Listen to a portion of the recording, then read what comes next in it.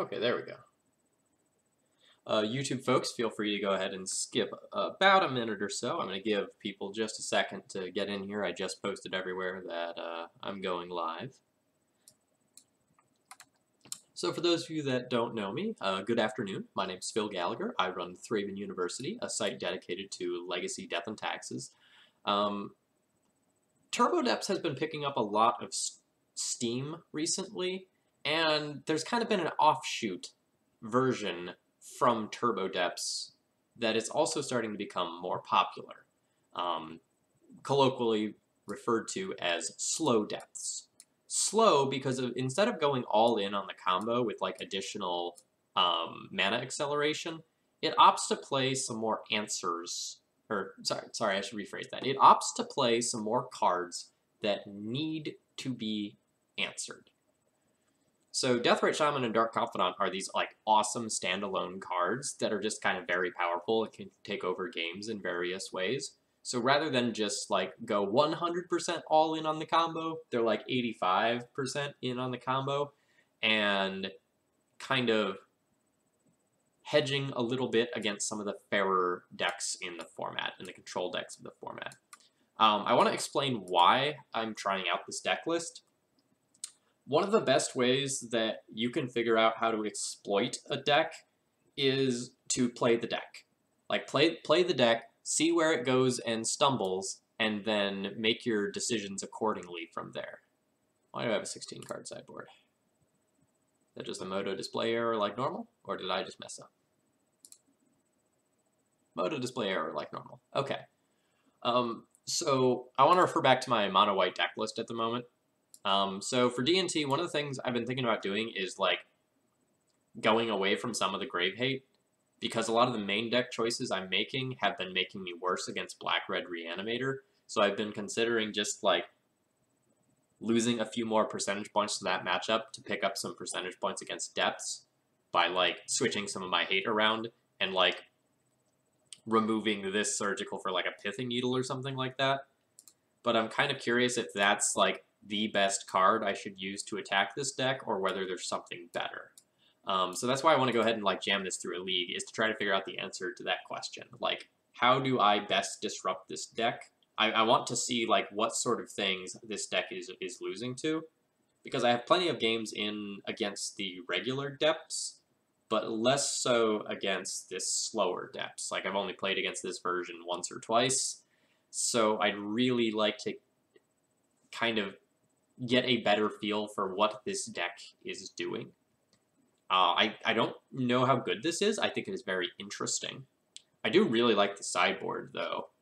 Like, you get a bunch of really annoying cards to board in for various matchups. For your fair fights, you have Deluge. For your control matchups, you have Bitter Blossom. You have Tireless Trackers for control matchups. You have a couple of, like, random tutor targets that you can get with Crop Rotation or Sylvan Scrying.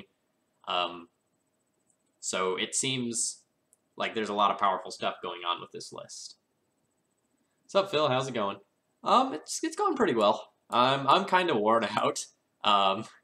It's the last couple of days of school, so everything's super hectic, and I'm like packing up 4 different classrooms. So I just kind of want to do something like light and fun and easy, while also doing something that's going to be relevant for SCG-Con this weekend. Hey, joining the dark side to destroy it from within. I like that phrasing there. I like that a lot. That is exactly what I'm trying to do. Like, how do I beat this deck? That is the question I'm sort of asking myself, and the reason why I am playing this league. So at SCG-Con on Friday, I will probably play in 2 Legacy Challenges. I think they've got like an 11 and a 3 o'clock. I'll play in those. And then we're going to have like a casual D&T meetup that evening. Then on Saturday, I'll be playing in the Legacy Duel for Duels event. And then hopefully I'll be still playing in that on Sunday. But if I scrub out of that, I will go and play the Legacy Classic that's on Sunday. So I'm in for 3 days of Magic. That's the start of my summer vacation. And then I need to like frantically pack like a madman. Ooh. Yeah, I saw that. I don't know whether or not it can settle as high as it's currently at. I heard rumors that Hareruya was buy listing mint UC at 650, which seems insane. Like actual factual insane. So I wonder if part of this is just like because of that. That's a rumor I heard from a group chat I'm in. Didn't try to like confirm it myself. I unfortunately sold a bunch of underground Cs just a couple days ago. Stellar timing on my end. Oops. But let's battle. Let's fight.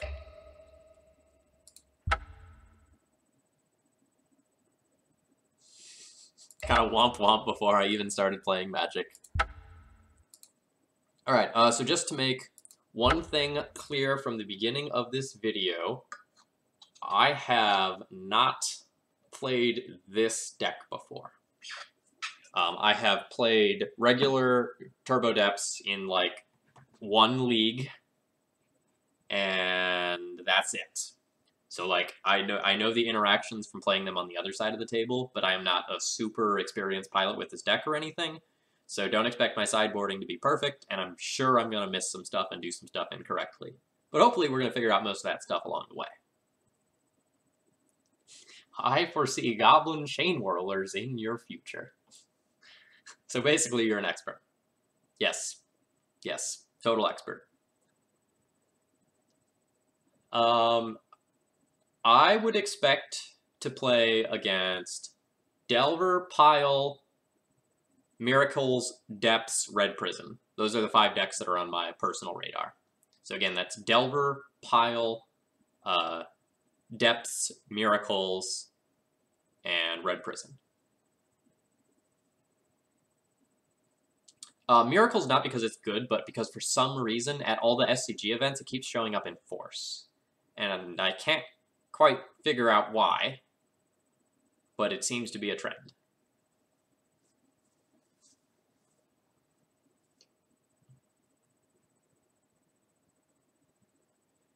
Like, you know, obviously there are other decks that, like, are going to be there, but those are the ones that I probably care about.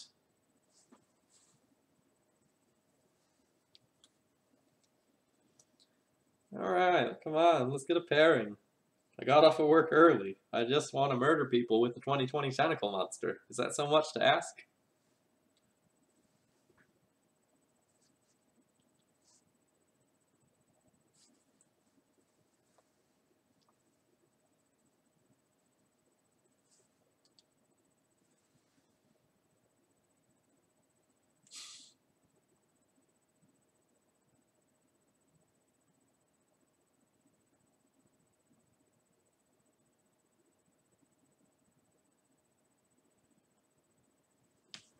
Yeah, I'm really curious about this,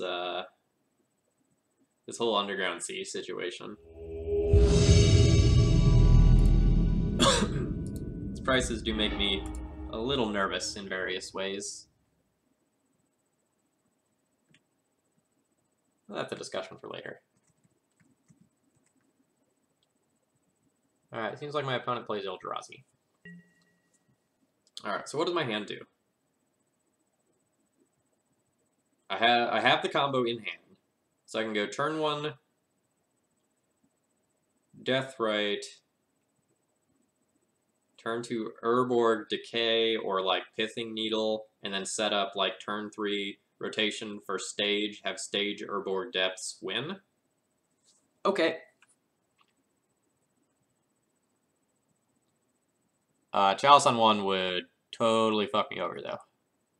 No, I have Decay. I have Decay and mana to get it. This is fine.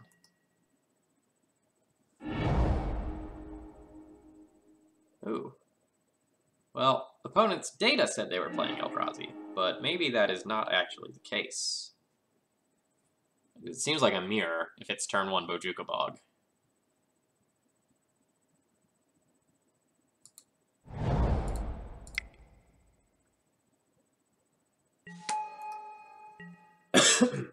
I mean, then again, my data says that I play D&T in Red Prison, and here I am. Doing my best Elves impression.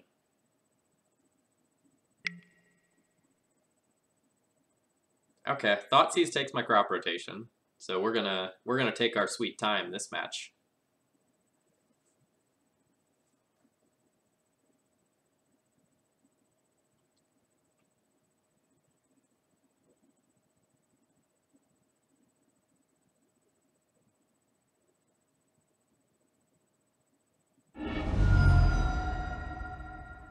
That's fine. Like, a Hex Mage means we go off, a Stage means we go off.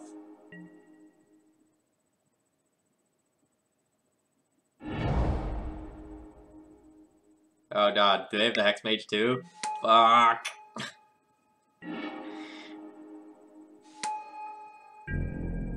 Alright, I'm not dead yet. I can Deathrite Shaman, eat their Hex Mage, and get myself one turn.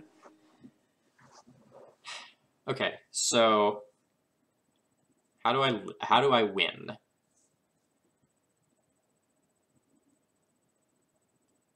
So I play this Dark Depths. My opponent has supplied the Urborg.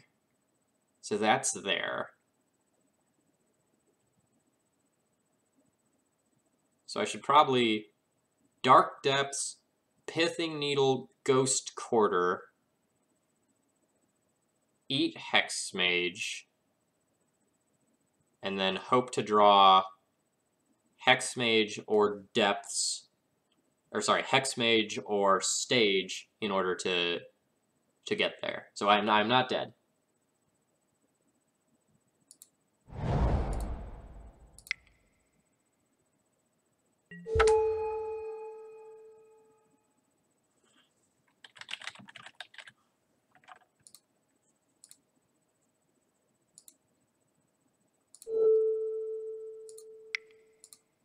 And since this is a forced play, I'm just going to do it right now. I don't think there's anything that's going to interact with me, but I do not want to be wrong.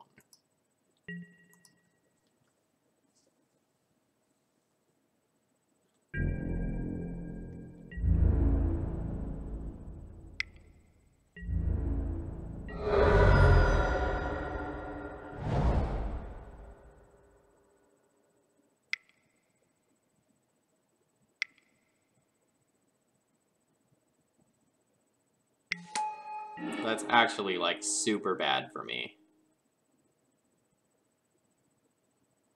Okay. So, I play a land.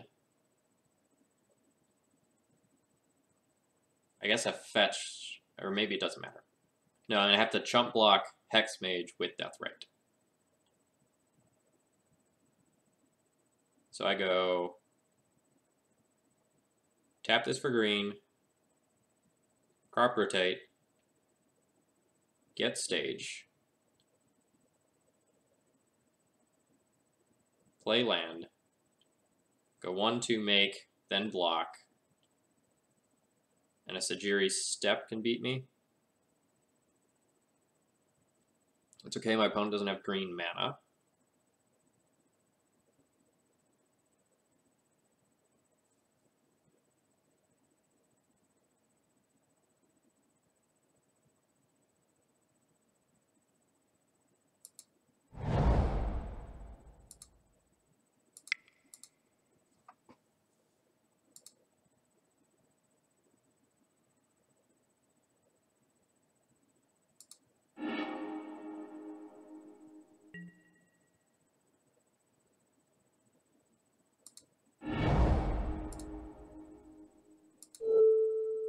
Choose target land, pay, keep this copy.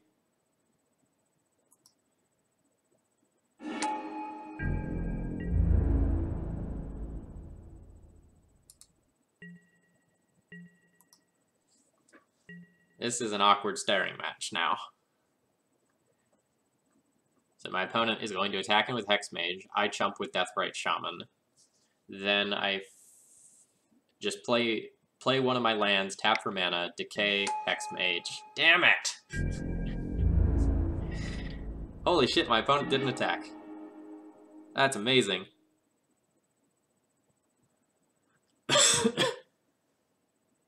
Oh no, they die if they attack with that Merit Lodge. Okay, okay. Didn't account for that.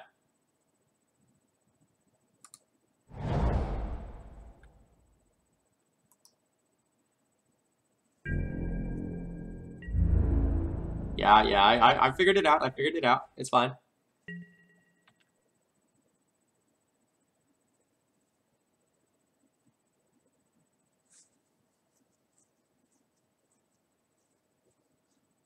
Come on. Come on, attack in. Attack in. Do it. Do it. As a side note, I totally should have played Misty in case my opponent like played crop rotation and crop rotation away there on Urborg. No, I guess I could still like tap forest for green, ghost quarter my forest, and produce an abrupt decay that way. Super loose on my end.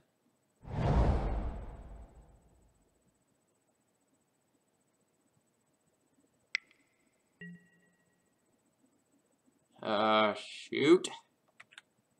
That's gonna get us a jury step, and I'm dead.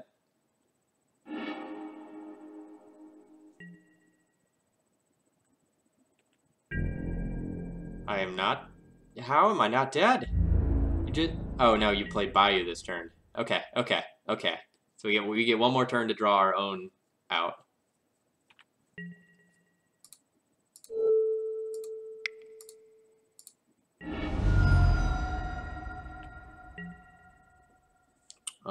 That is not it. And Duress can't take Sajiri step. That's unfortunate. So you just have to, like, play like I'm not dead.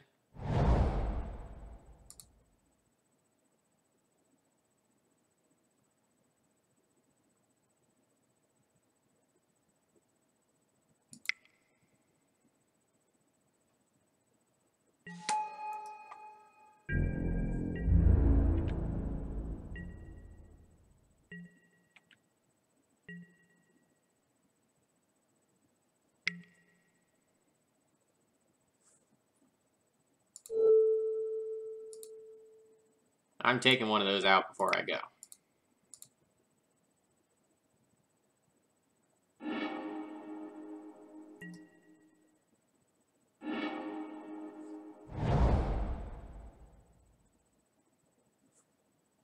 My opponent has found the line.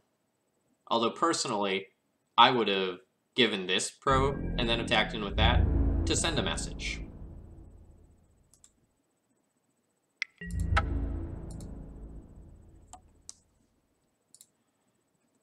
Alright, so Maze of Ith seems good. Caracas seems good. Bitter Blossom seems like it's awesome. And Tireless Tracker is questionable? What's bad? Let's start there. Alright, so Bajuka Bog, pretty bad. Pithing Needles are super awkward. I probably just, like, don't try to fight that fight. Or does my opponent have Wasteland, whereas I don't? That's a good question. I didn't see one.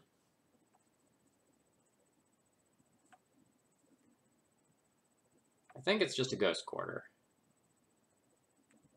So I don't think that's true. There's some world where I want Right of Consumption for, like, the exact sort of scenario that just happened, or for my opponent having a Caracas, so that I can beat that. I probably need either Needle or Right.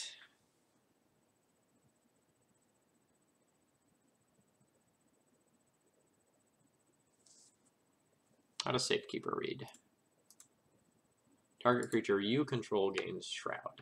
So what sort of things would that actually be protecting me from? It would protect me from an opposing Caracas, but that's about it. So I should probably cut those.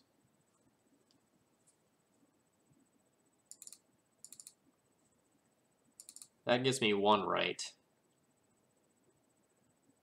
Do I want the second over something else? What are these Abrupt Decays hitting? Opposing Needles? Opposing Bob? Probably not opposing Bob, unless it's out of the sideboard. Let's try something like this.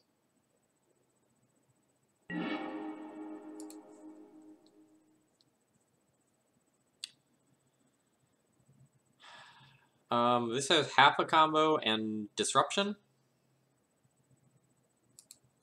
I'll keep this. It's not overly exciting, but it's fine.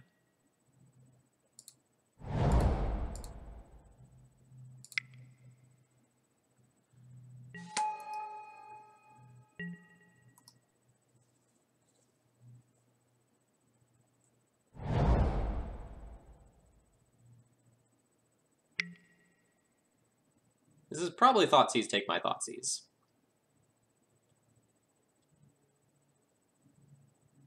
But I could see Thoughtseize take the Tracker, because Tracker is a stupid magic card. Yeah. Alright, so let's get information before anything else. Okay, opponent has a Caracas and a Stage, but nothing else.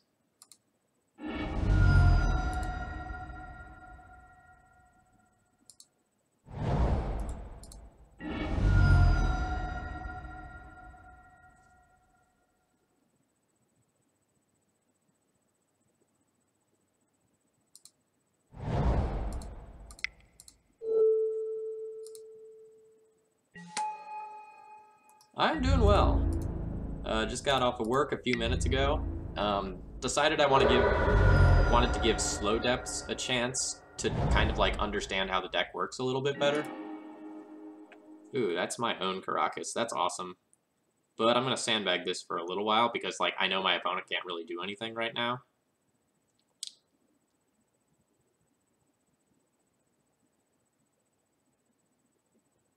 No, I think our opponent is on the regular turbo version. I saw more mana acceleration in game 1 than I'm playing.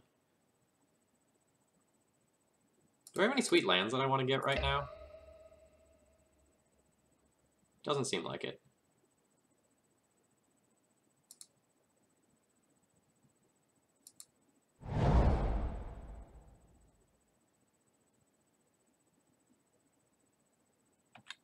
I'm just gonna pass and double drain.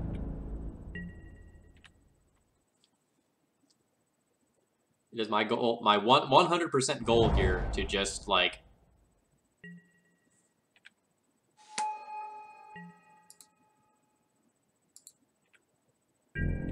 outfare my opponent this match.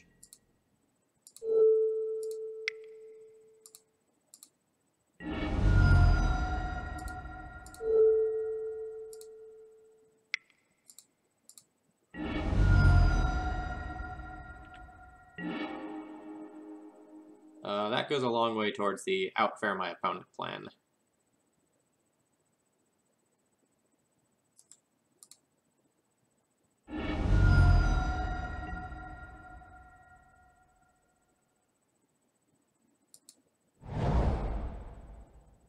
Alright, so I can Bob, play Caracas, attack with 1 Deathrite, and drain with a 2nd Deathrite.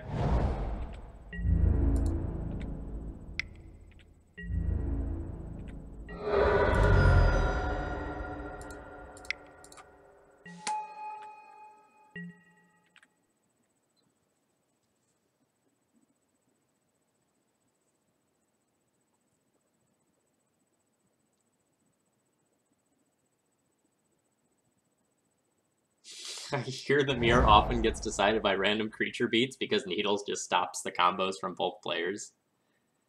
That sounds accurate to me. Like, that's why I boarded out my Needles, right? Because it's just, like, mutually assured destruction.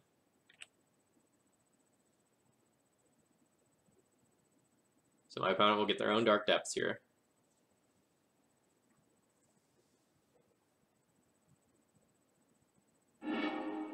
Oh no, they get a Ghost Corner.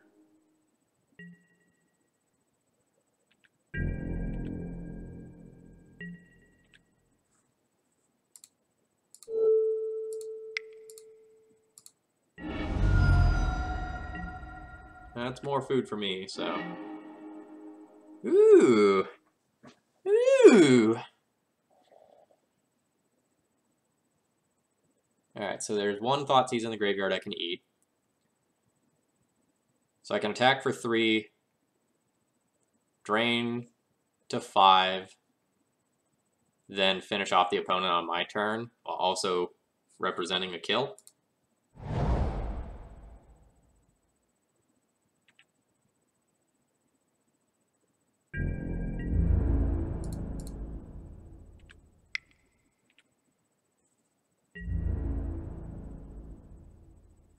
Well, I don't know. I don't play the deck either. So we're on the same page there.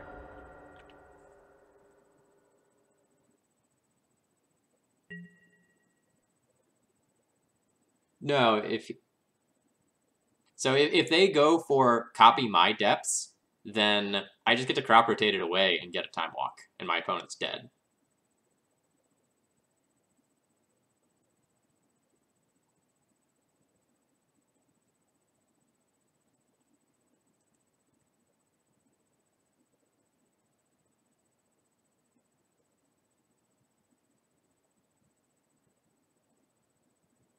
Don't worry, Chad. I'm safe. I feel pretty good.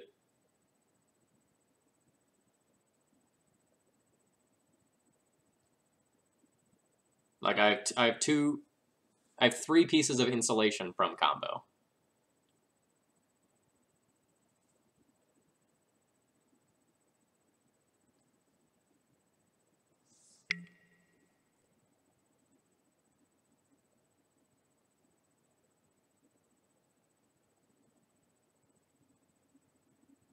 I can use both of those now. I think I just let one go.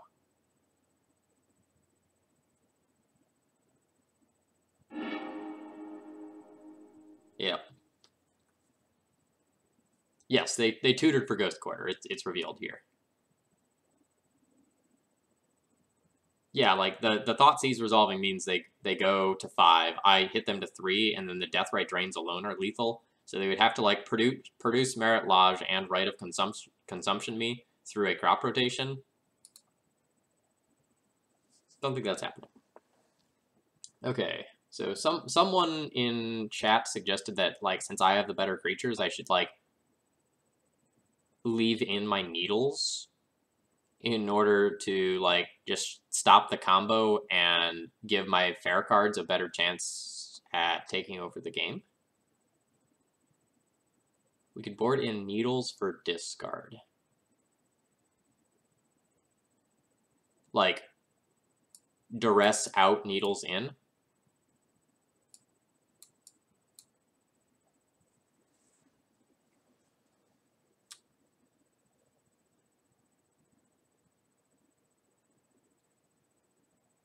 Like duress is okay. It hits a lot of the cards, but it misses on like Hex Mage, which is pretty big.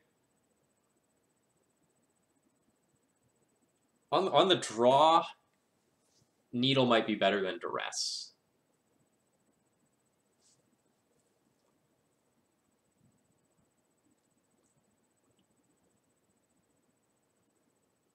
Hmm.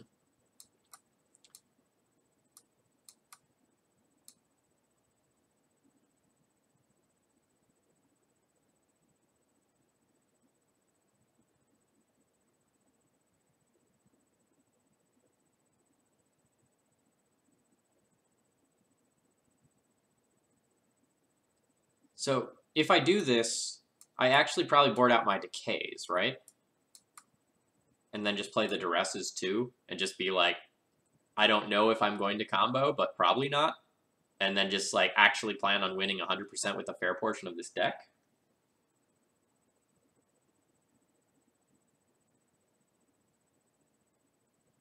This is interesting.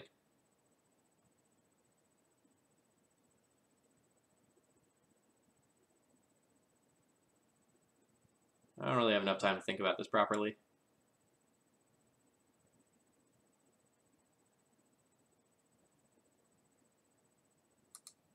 Let's try that.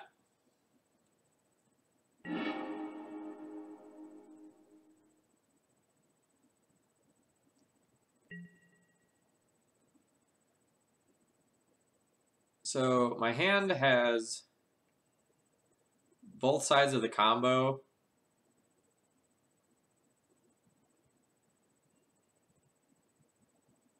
But it's just going to be like land, land, land. It's going to be turn 4, produce Merit Lodge. That's not the greatest. But I think it has a plan, so I think I keep a hand that has a plan and one piece of interaction. It also can, like, get through opposing blockers or something like that, if that's something that somehow becomes relevant.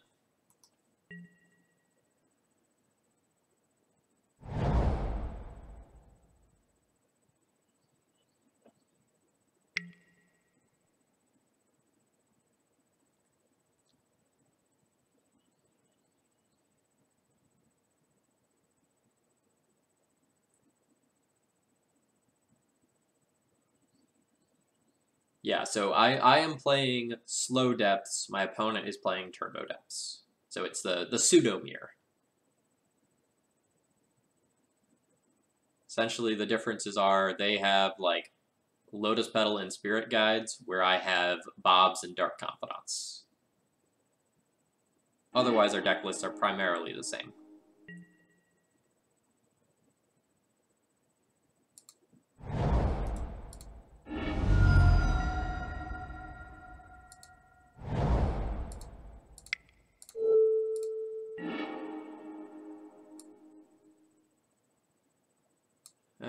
That's kind of unfortunate. 2 different tutors. So my opponent can't actually cast the Sylvan Scrying right now. But they scryed a card to the top, which probably means that it's a land, meaning they can cast this Sylvan Scrying. So I should probably get Crop Rotation, since it costs 1 less.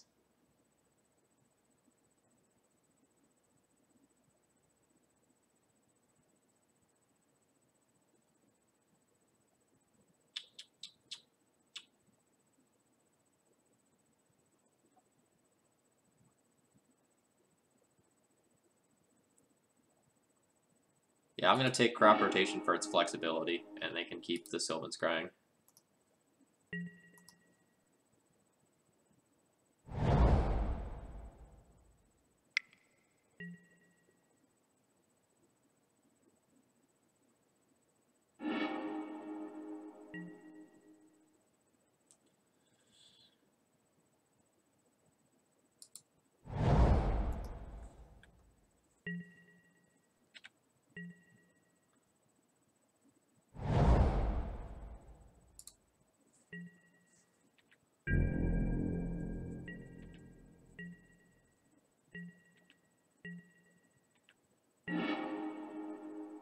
Maze of Ith is a great draw.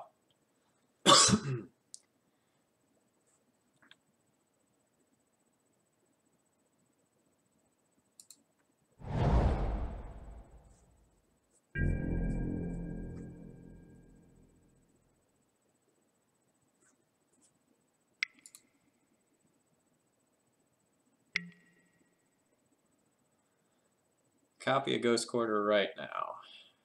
Do I want to copy a Ghost Quarter in response? Kind of.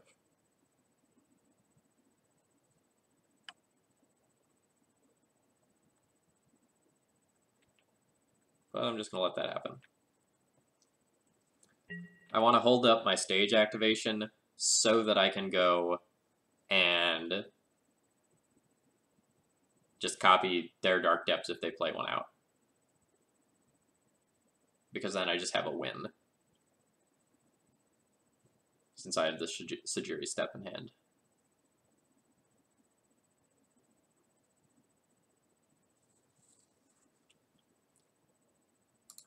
I have 4 basics in this deck, right?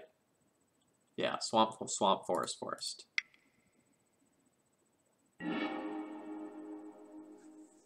Crop Rotation. Well, okay.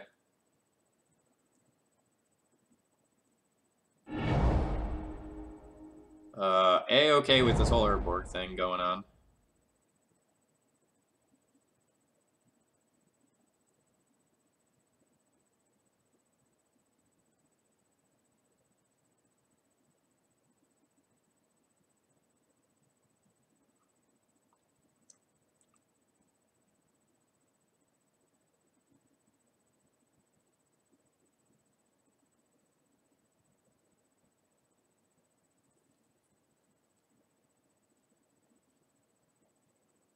So I don't think my opponent can go for it here.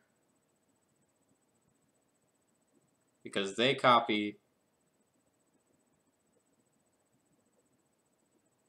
I copy. Or maybe they can. Because they just like wasteland my copy.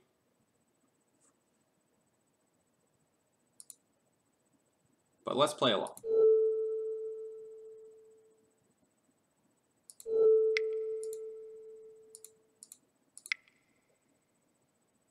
So now they'll wasteland my copy.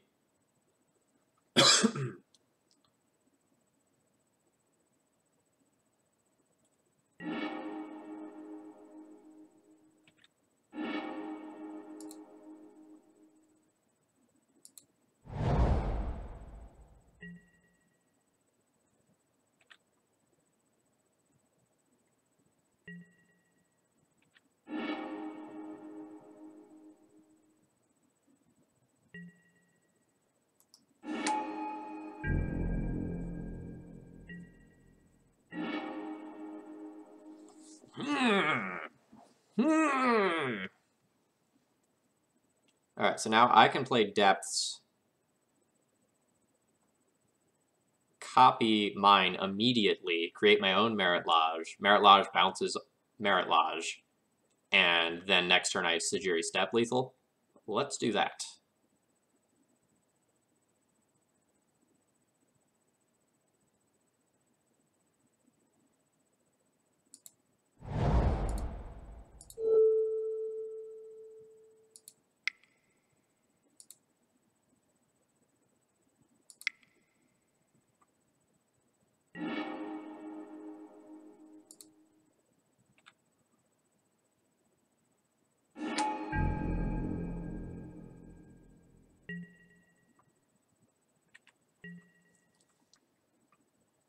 So now opponent needs to have Sigiri Step or crop rotation for Sigiri Step, and I know one of their cards is Dark Depths.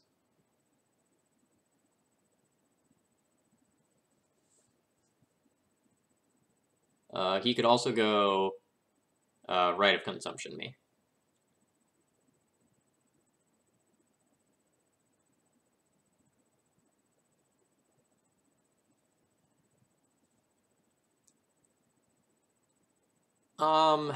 I thought about doing it with Hex Mage, but like the game's over one way or another within one turn, right?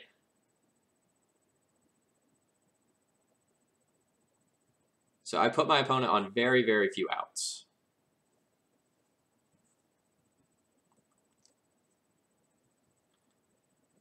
I don't think the Hex Mages are super relevant this game. Yep, okay. So, like, I want to talk this through a little bit more because I'm trying to learn about the deck. So, like, if I Hex Maged, I'd have a stage around. But I still lose to all the same stuff. Right? Like, land Rite of Consumption beats me. I guess Caracas beats me. If I had gone for, like, Maze and Hex Mage, do it. No, I couldn't have done both of those. I think I like my land.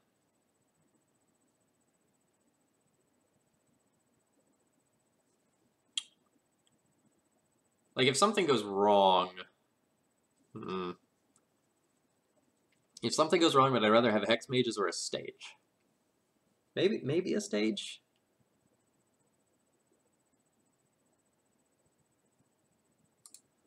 It's probably something I shouldn't sweat over too much, because, like, either my opponent has an out there or they die. So, like, the chance of the game going on for more than one turn cycle is almost zero. Hey, welcome. We're trying out slow decks to learn a little bit about the deck.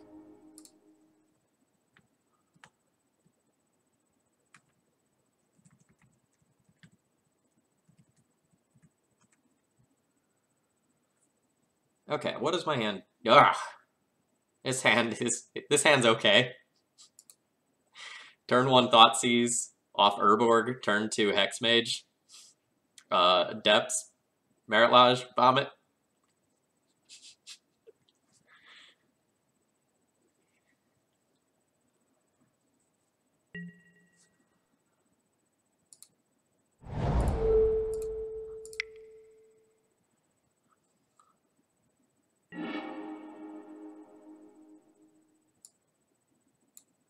Well, opponent has Caracas and Wasteland. So that's bad. Maybe they'll tap some mana for something, and then I'll just... this game's gonna take a while.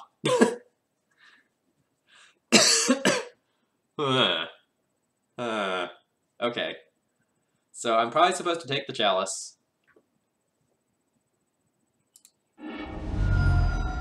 And this game is gonna go way slower than I wanted.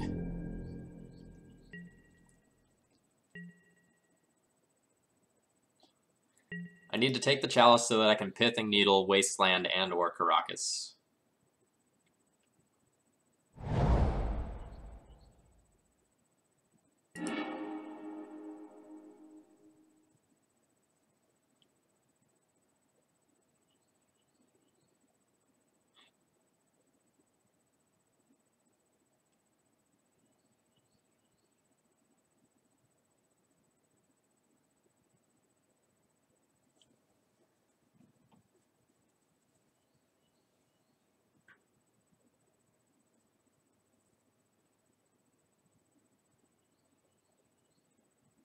How do I want to do this? I think I want to play some land, cast Vampire Hexmage, and the land will not be Dark Depths.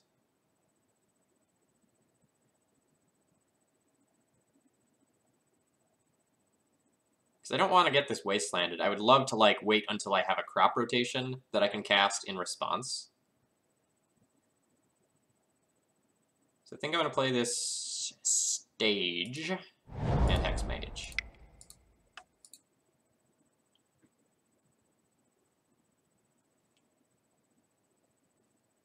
Yeah, I don't really know if they can, like, tap out next turn to, like, cast Eldrazi Mimic.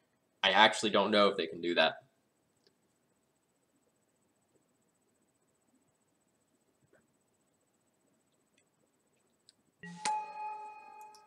Two-one first strike Rishadenport. Then why aren't we playing this in D&T?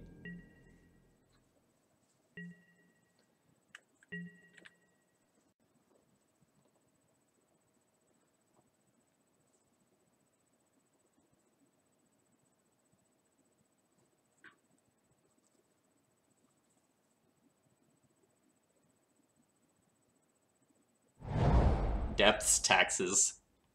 New hotness confirmed.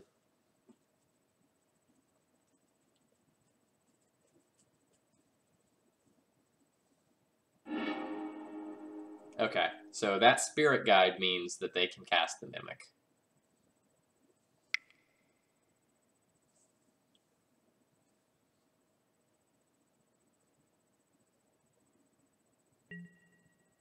Ooh, okay. Well, it's fine. If I need to, I can use Vampire Hexmage to rip the counters off of that. Depths and taxes. Alright. Alright, I see where that's going.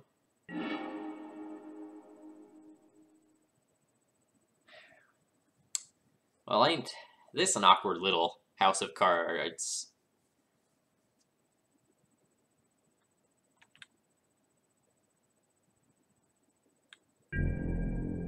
It's okay. I have a plan, chat.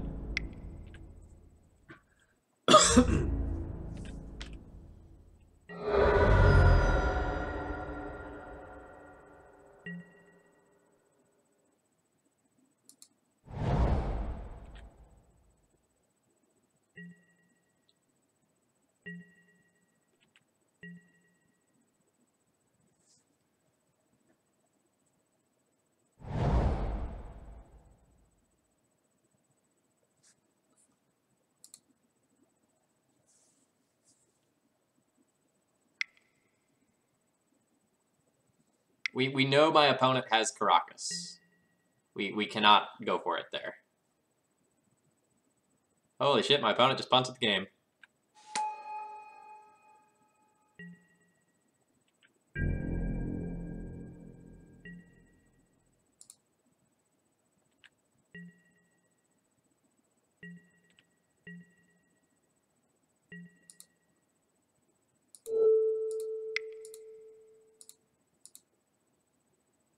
So we copy Wasteland.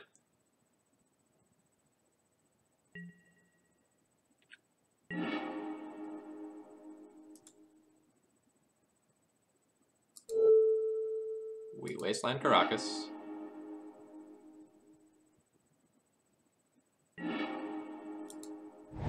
I play Dark Depths.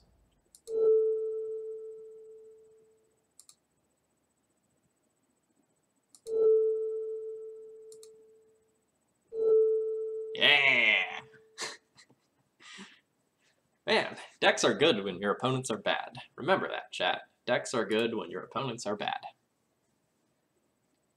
Okay, so against Eldrazi, this Maze of Ith seems good.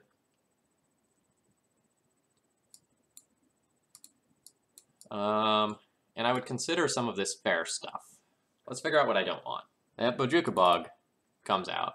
That seems questionable in the first place, but, like, I get it.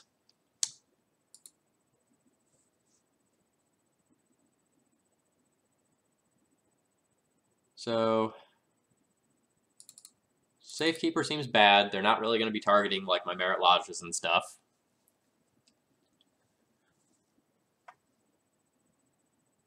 Is Deluge too questionable? Like, is my opponent going to pressure my life total too quickly for that to be good?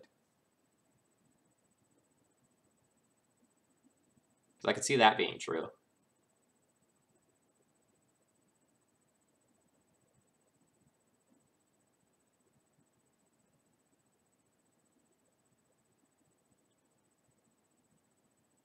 Do we want to be fair versus creatures that are better than ours? That's a good question. The other question is, like, do I actually need this right? I guess they have Caracas, so maybe I do.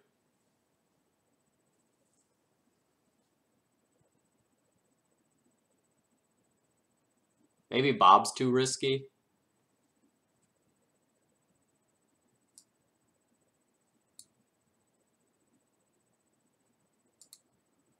Sure, but Bitter Blossom versus, like, Thought-Knot Seer means I'm losing, like, 1 versus 4.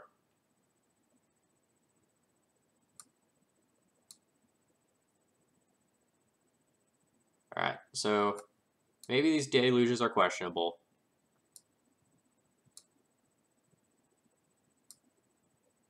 Maybe Bob's bad. And maybe Tracker's ambitious.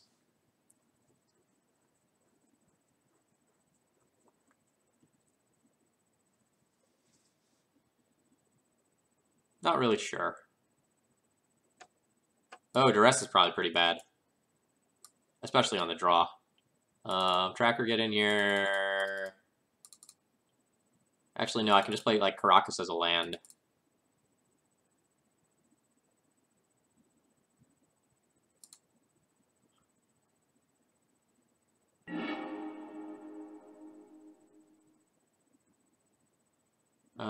This one's gonna be a mulligan.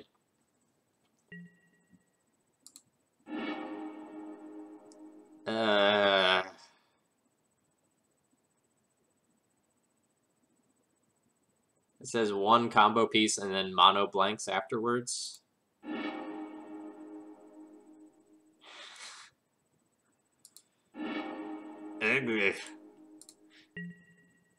Well, we're gonna get to see how my opponent sideboarded.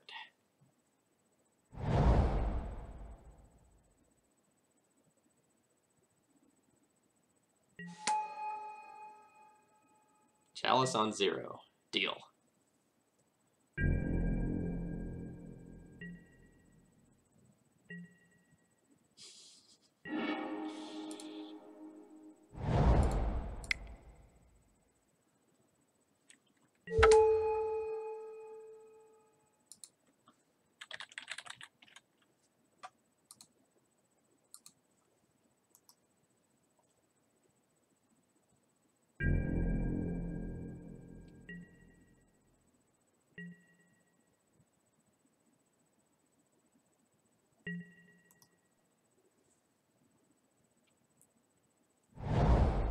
So Urborg would be pretty spicy, right?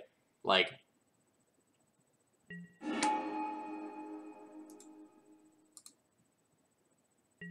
okay, chat, do I just like concede right here and hide my tireless tracker?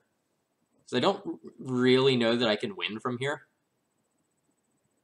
Especially if like this Hex Mage or this crop rotation gets taken away. I'm gonna take 4, then at least 8.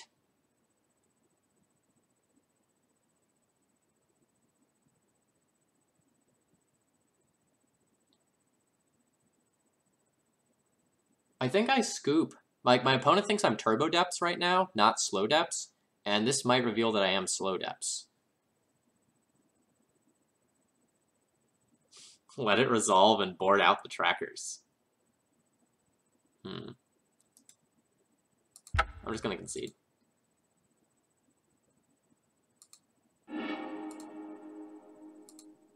Oh yeah, we're not going anywhere fast.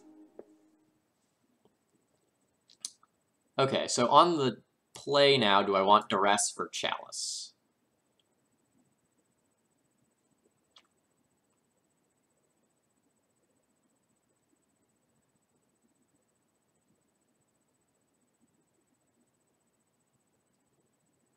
Like, Duress is good at taking the Chalice, but bad at, like, being a real Magic card once they already have the Chalice.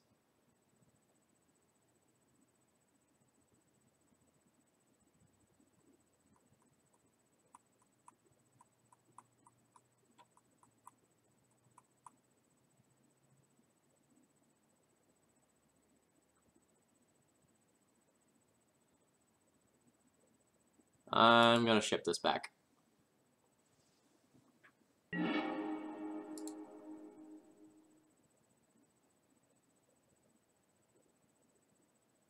Okay, this is awkward. So, I can Needle Wasteland. And then if I draw a green source, I have Crop Rotation into Dark Depths.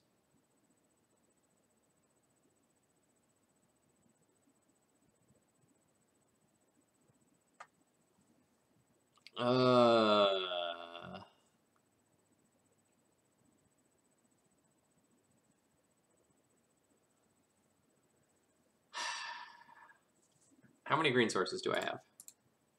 1, 2, 3, 4, 5, 6, 7, 8, 9 green sources.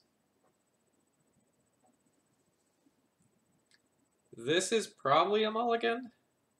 Like, I have 9 hits to make this very good.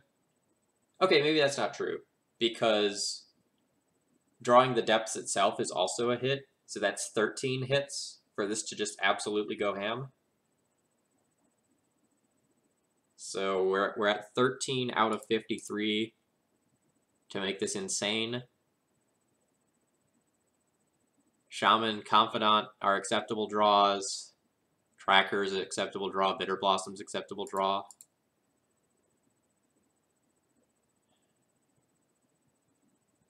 I think I mull.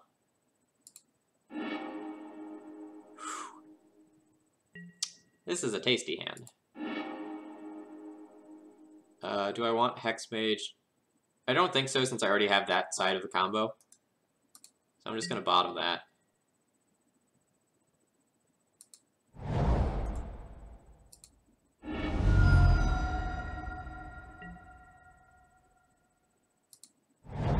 And I'm fine with just getting a Bayou, because my turn 2 play is Bitter Blossom. And that can happen regardless if my opponent wastelands me.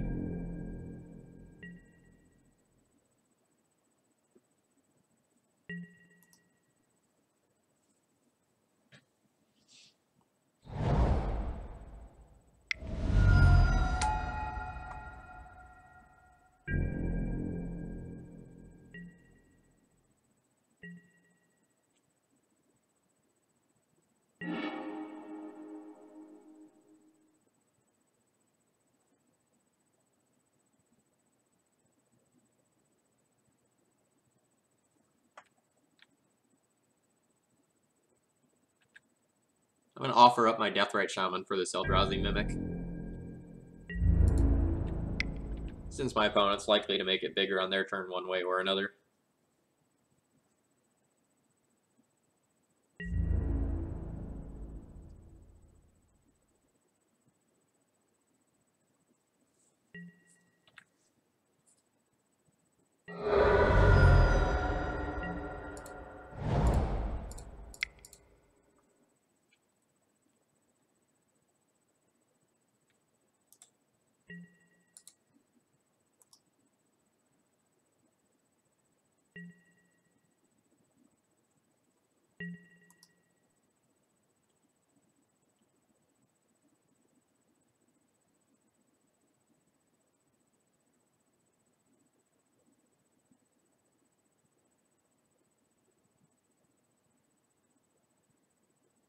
I will have to decide pretty quickly whether I want to be offensive or defensive with my Bitter Blossom.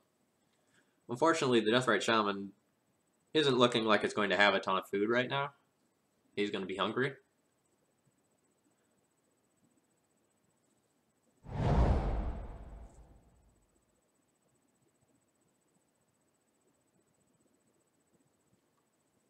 Opponent considering the Snap Wasteland on the stage.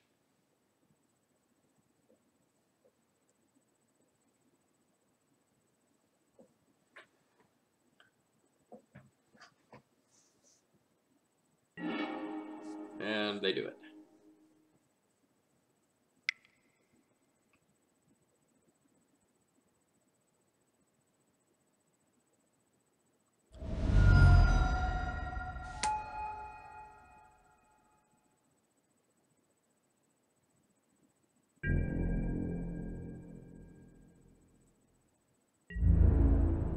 This Vampire Hexmage is actually going to, like, wall my opponent's board as it stands.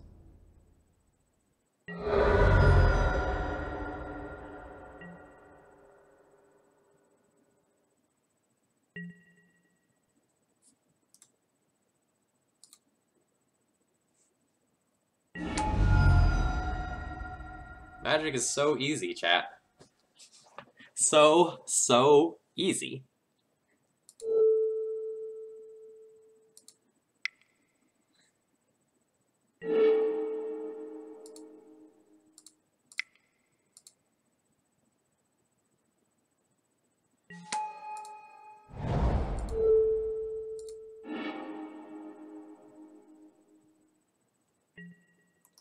Alright, so opponent needs to basically have Karakas here.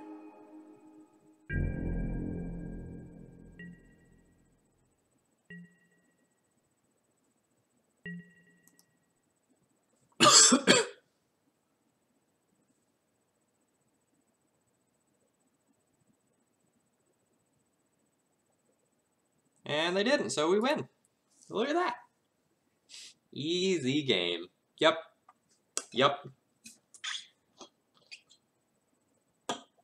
Yeah, this deck's really fun.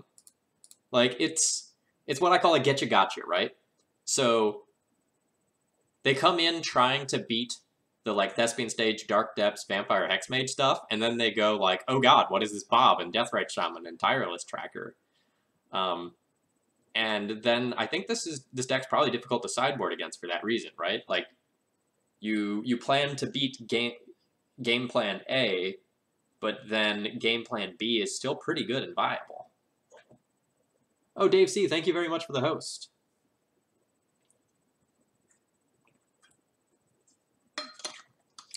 All right, chat, I'm going to take 30 seconds and run to the restroom before we do the next one here. Be right back.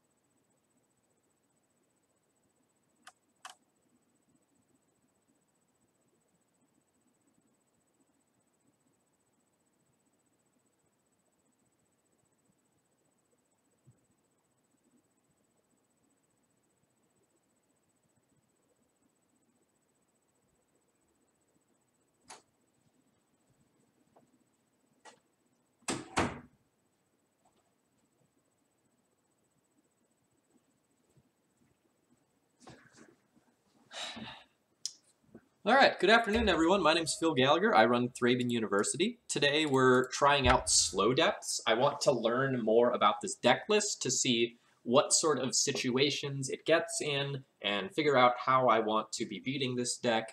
And this is kind of to help me decide whether or not I want to change one of my sideboard cards before SCG Con this weekend. At SCG Con, I will be playing Death and Taxes. This is the deck list that I'm currently looking at running.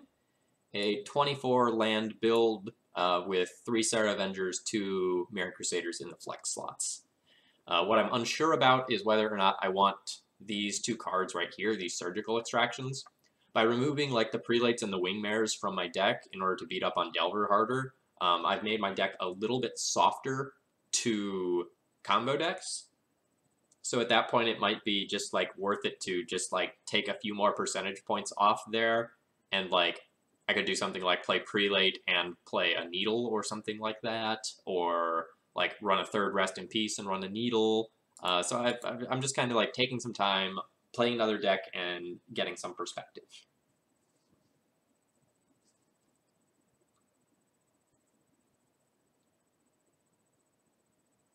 If you have any questions about this deck, feel free to throw them in the chat, and I will do my best to answer them. Can't 100% claim to be an expert on this deck yet, but we are undefeated, so we've got that going for us. Battle.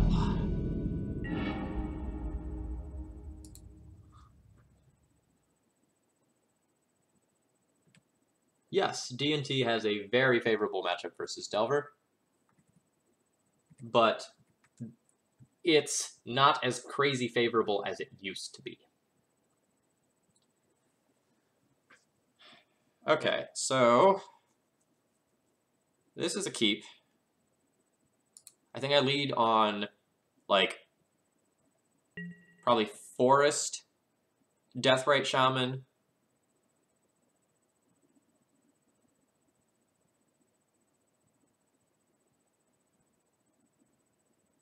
kind of awkward that I don't have a fetch land. But if worst comes to worst, like, we can crop rotation and get another one in there. We're going to do our Elves impression again.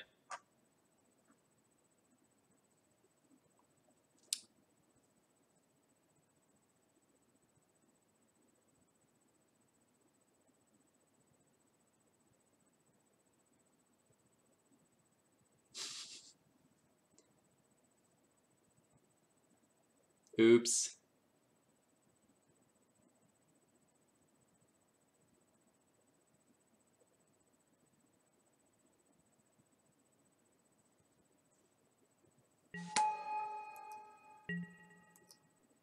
Yeah, Dr. Bill, I got a... Ooh, Red Prism, maybe?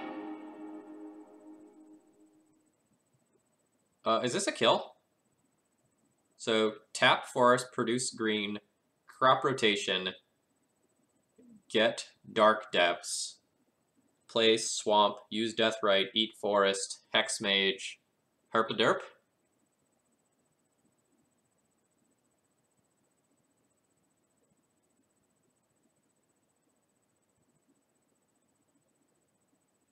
What beats me if I do that? Soul Land and Snaring Bridge would beat me if I do that. No other cards from them would beat me. But I should probably go for it right now, because if I don't, and they just moon me, I'll be real sad.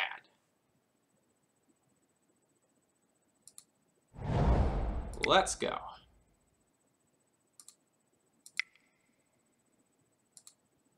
And I'm actually going to crop rotation away my Bayou, keep my Forest.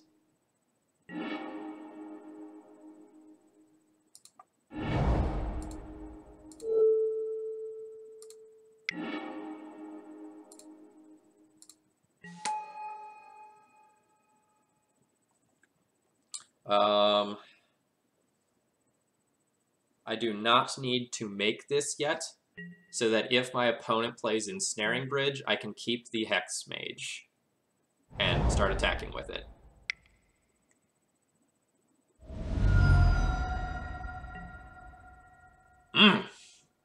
Good choices, Phil. Good choices.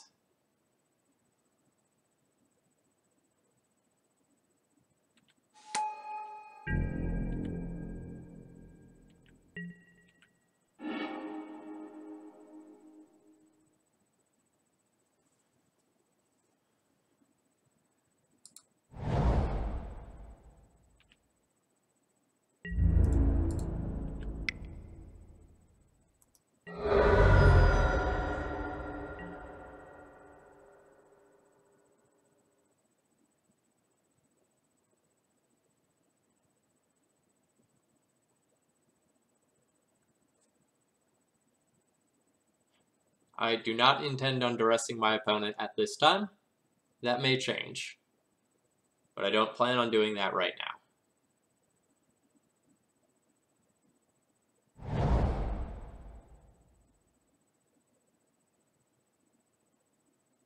If my opponent, like, Fiery Confluence is my board, then we'll talk.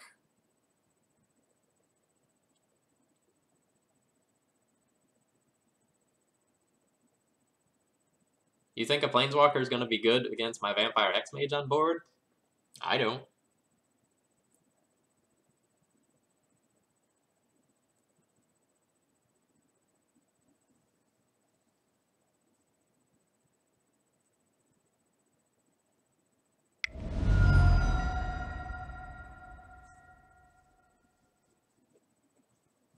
Okay.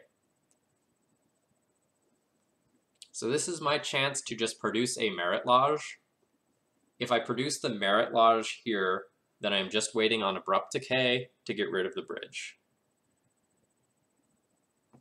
So it's a question of, like, do I accept my 3 damage a turn clock? Or do I produce a 20/20 and try to hit one of my 3 Abrupt Decays?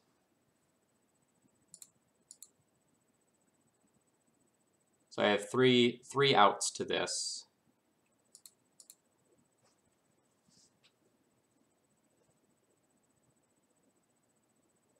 Well, it's going to be closer to 3 a turn. Because, like, the Deathrite only has 2 pieces of food right now.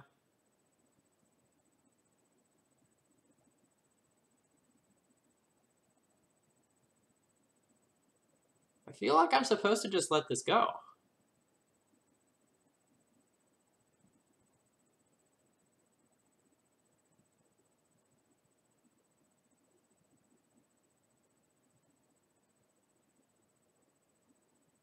Yeah, I'm gonna let it go.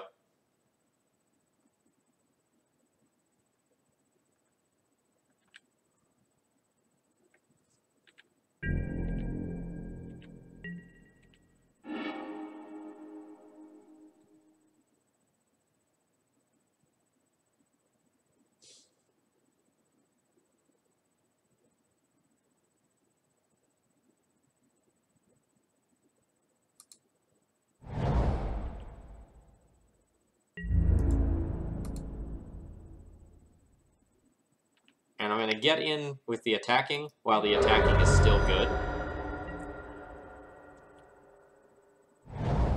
Again, I'm going to opt not to duress. If my opponent, like, wipes my board, then I'll duress. But until then, I'm not willing to do that.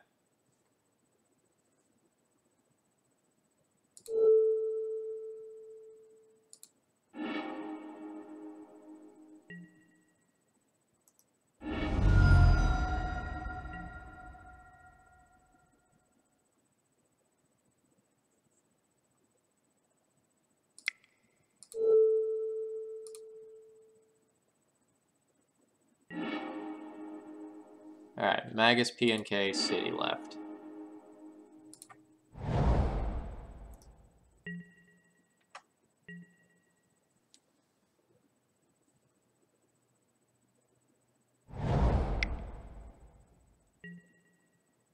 That is a beating.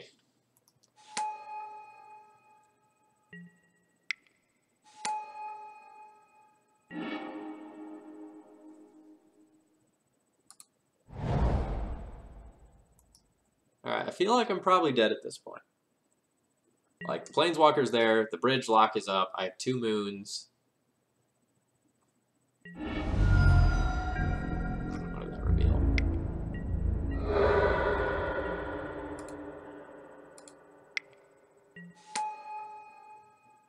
2, 3, 4, 5, 6, 7, 8. Yeah, okay. Well, yeah, like Red Prison just like pounds on decks that require their lands to do things. So yes, I agree. All right. So grip seems good. Tracker seems amazing. Right seems great. These 4 cards are worth consideration. Bojuka Bog, for the 3rd match in a row, is getting boarded out. That probably shouldn't just be in the main deck. What's bad? Giving my stuff Shroud is probably not important. Let's cut that again. Needle gets Planeswalkers.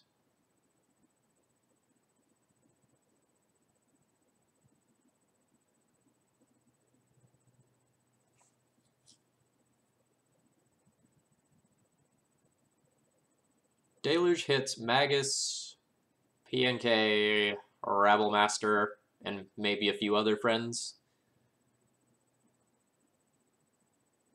This Bitter Blossom is like simultaneously pretty good and pretty terrifying, because if my opponent gets down to 0 cards for Ensnaring Bridge purposes, it just will beat me. Like, my own Bitter Blossom will kill me. But prior to that, it seems pretty baller.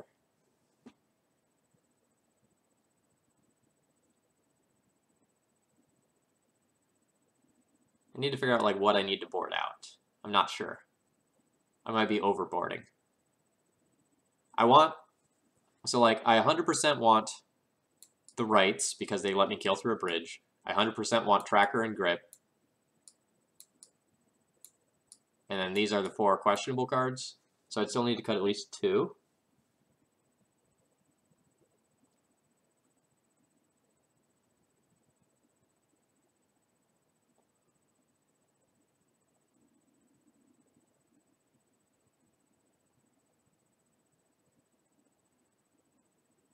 Am I supposed to, like, trim on the combo a touch? I don't really know.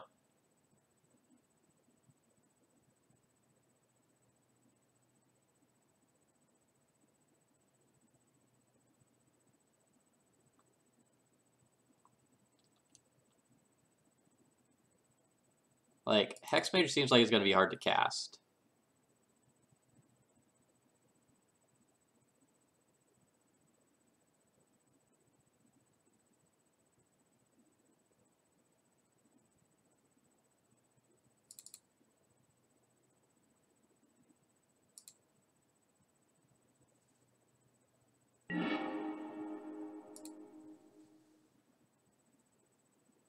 Well, we're real close.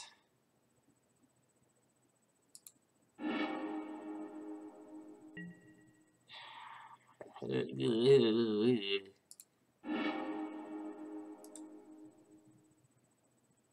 to put that forest on top. And I'm going to pray that my opponent does not have a turn 1 lock piece. I'm not going to Thoughtseize them. Because if I don't Thoughtseize them, I have both Swamp and Forest after this. Oh man. So rewarded.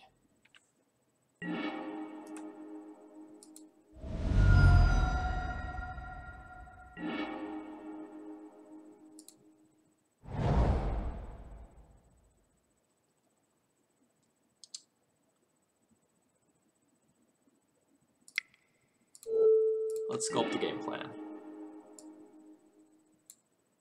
Well.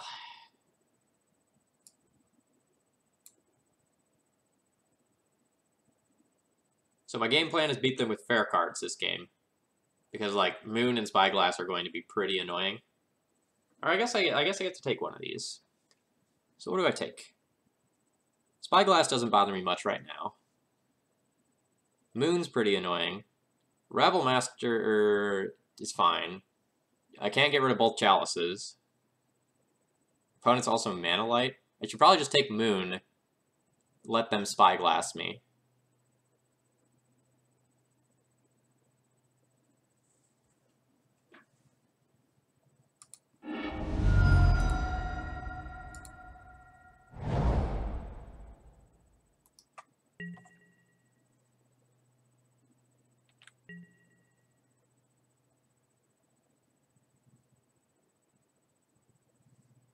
Right, but I don't have a real kill, so I don't think I can afford to take Simian Spirit Guide, right? Like, my plan for this game is use Bob and Tracker to win over time, so they're going to have time to draw out. I think I just want to take the card that is going to stop my combo potential, which is Blood. All right, Ancient Tomb is a great draw on their end.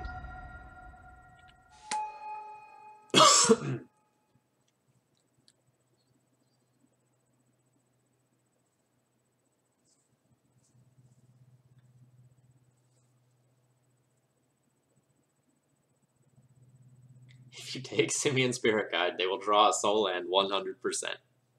Good thinking, Eric.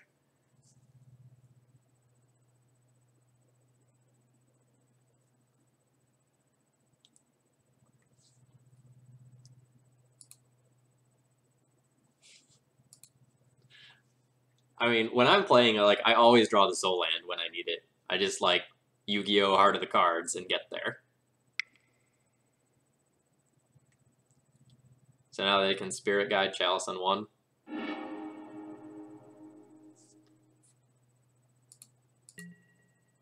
Which is fine. I don't want a crop rotation here. I like what I've got going on.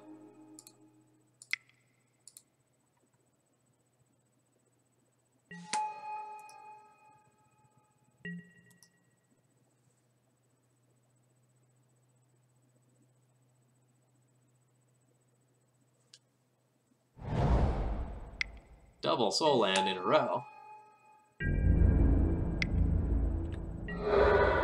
Alright, come on, Bob. Find me a land.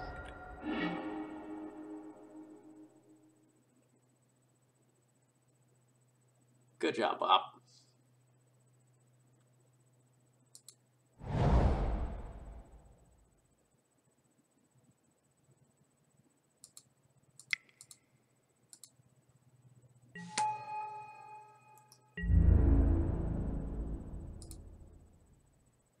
I'm going to attack him with this Bob.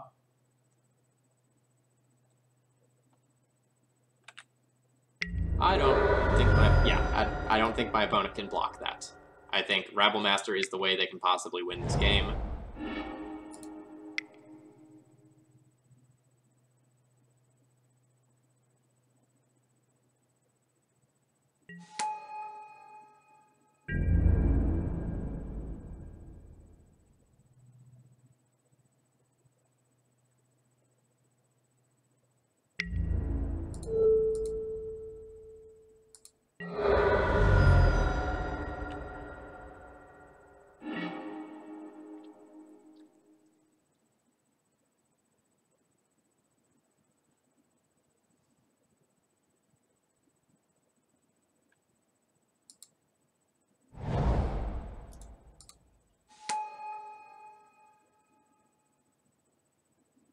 Alright, so I need double black for the Hex Mages. I should fetch Swamp over Forest here.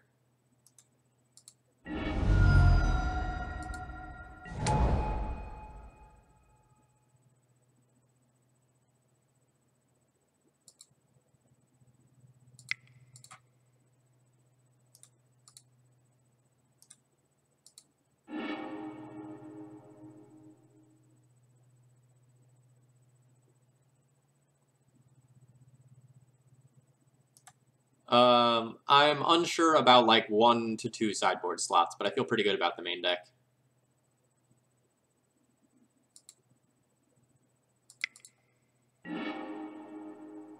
Ooh, that decay is pretty baller. So this is 7, that puts my opponent to 9. Or do I just attack with Tracker and make it so that if they attack him with Rabble Master, I just trade Bob for it?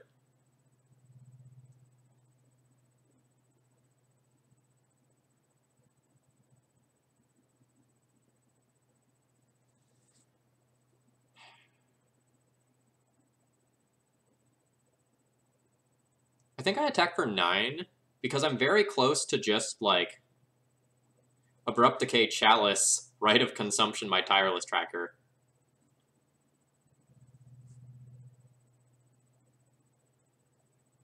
But then I take a lot of damage.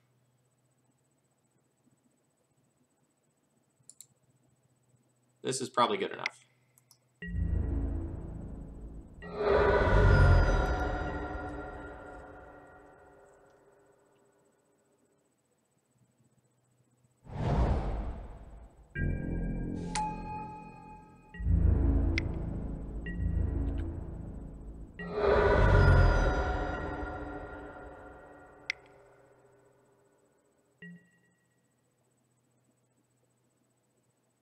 Don't really mind the Blood Moon all that much at this point.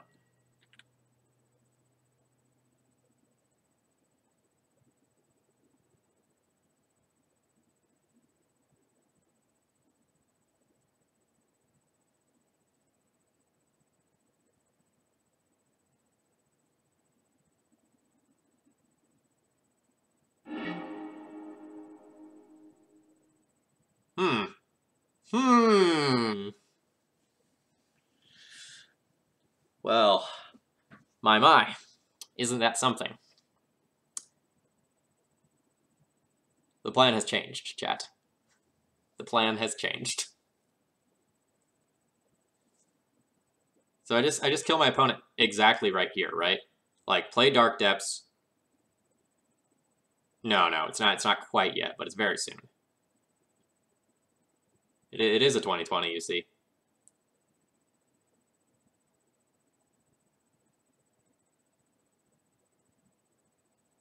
Oh wait, no, it is, right? Like, I just go Dark Depths, decay this becomes an idiot, and then I Rite of Consumption at them. Yep, okay. We got it. Like, I'm not wrong, right? Like, it's 2 mana, blow up Chalice. Oh no, I can't get both Moon and Chalice. Shoot. But I can make a 20/20 and then have my opponent dead the next turn. That's good enough.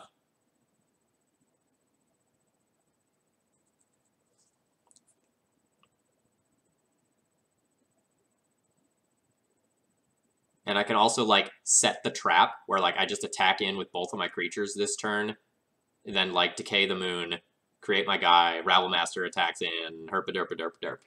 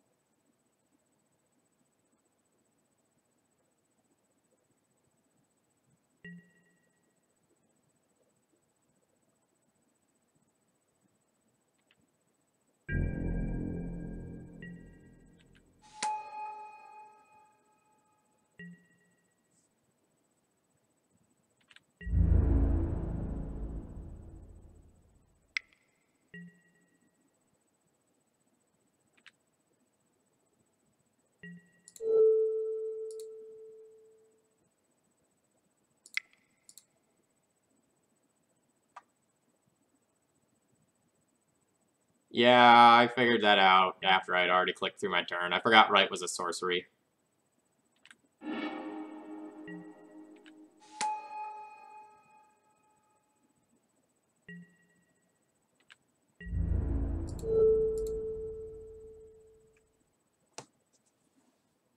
I'd even talked about, like, the Rite Tireless Tracker play a turn or two ago, and I just messed up.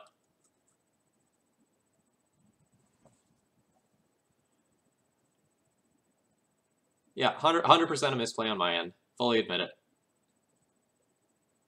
Again, I'm no expert on this deck. I am learning. So to what extent am I supposed to trim these needles? They're really good against Chandra. But if my opponent just, like, chalices on one, then they do nothing. So that's awkward.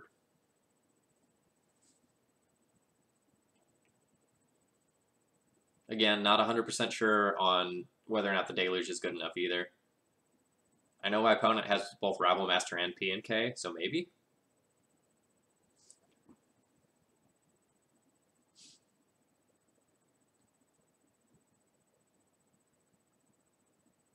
Don't think I care about Chandra. Okay. That's reasonable, actually.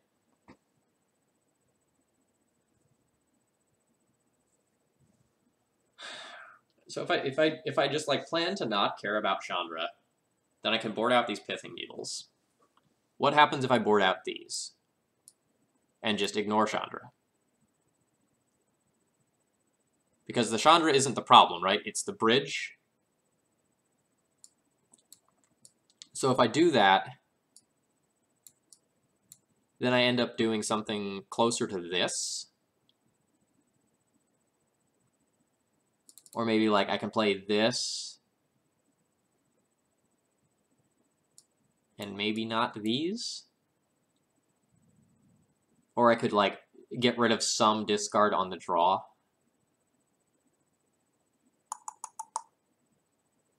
Something approximating this is probably right.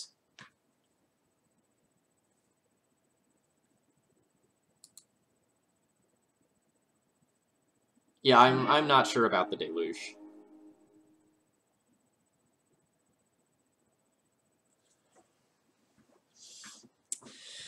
Oh boy, here's an awkward opener of awkward openers.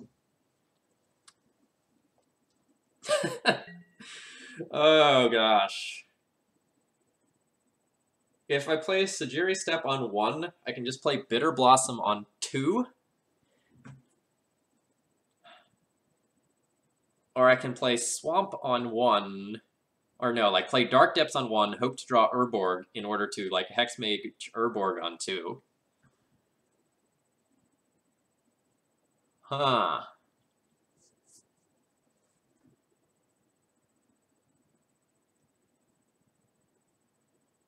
I think I keep this. Like, I get one more card before I have to make a decision about what to do on my first turn. And I have an answer to a hate card. If I can get a forest, I can just like play a Dark Depths out and then like Crescent Grip of Blood Moon to produce a Merit Lodge. I think there's a lot of upside to this hand. I'm doing it. Let's see what happens.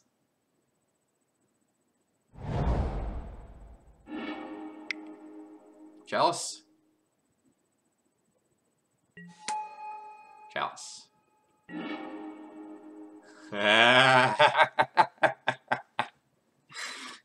Oh man. Oh man. So I get to play Dark Depths this turn into Urborg Hexmage, produce Giant Idiot next turn. We are a madman. We have done it.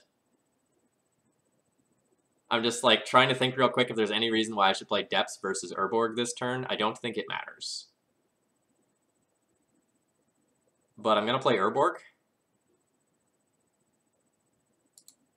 So that if my opponent Blood Moons, my Dark Depths will enter with no counters.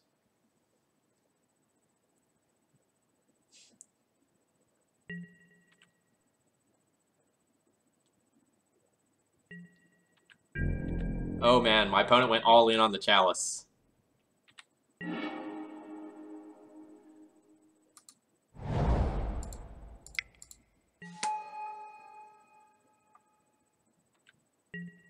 And again, just like before, I'm not going to make the Merit Lodge immediately, because if they just play Bridge, I'm sad.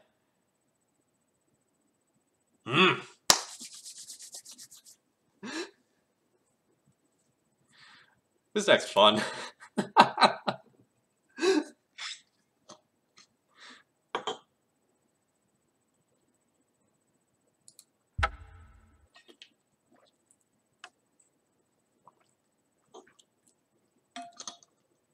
None of my losses have just been like skunk my opponent, though.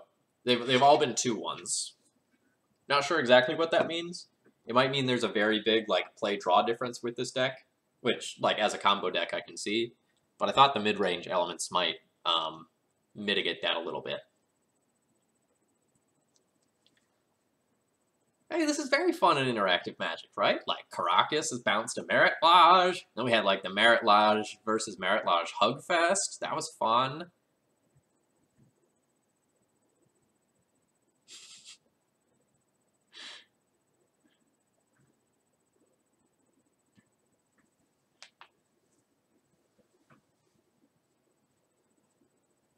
So for anyone who doesn't know me, while we wait here, hello, my name's Phil Gallagher. I run Thraben University. Today we're streaming with a mid-range version of Dark Depths combo that's being called Slow Depths currently.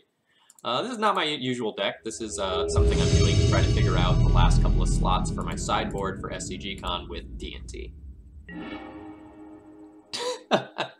This deck is what makes me have second opinions about what to play at the con.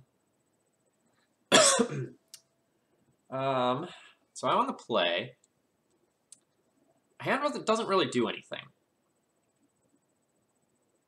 Or does it? So I can, if I draw a land, I can cast a Hex Mage. I can then crop rotation for Dark Depths, produce Merit Lodge. So I guess if I can lead on this Duress, it's fine.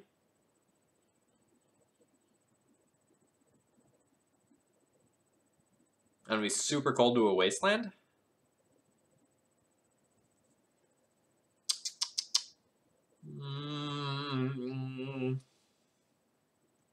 It has such high upside.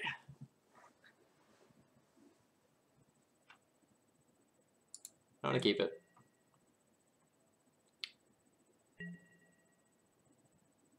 Oh, definitely thought I was on the play. Oops.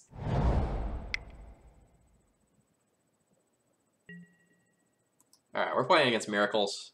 We've got time.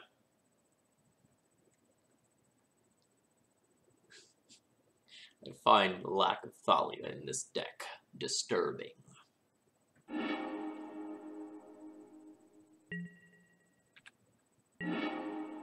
Like a master.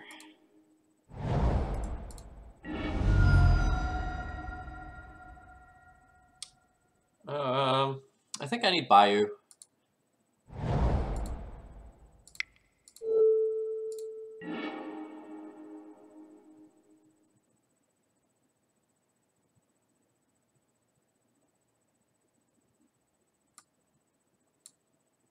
Oh, this is a solid hand. I have this Abrupt Decay, which can hit the counterbalance once I hit a land. So that's not the end of the world. Jace would be pretty hard to beat, just because he bounces Merit Lodge and, you know, does Jace things. So I think I'm supposed to take the Jace, assuming that this game is going to go long, since I'm going to miss land drops, and deal with the counterbalance with Decay. I think that's the best use of my resources.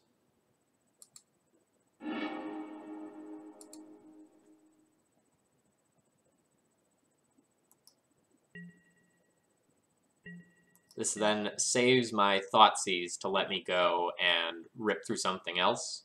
Or I can just, like, do a risky play of, like, just jam the Thoughtseize.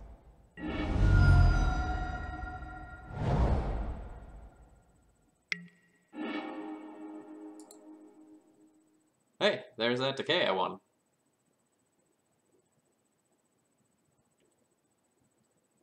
So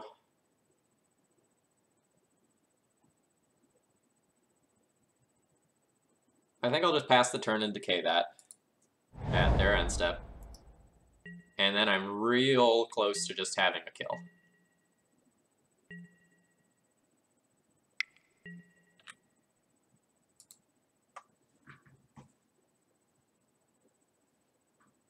Yeah, Miracles isn't, like, super popular online right now, but it's super popular on paper for some reason.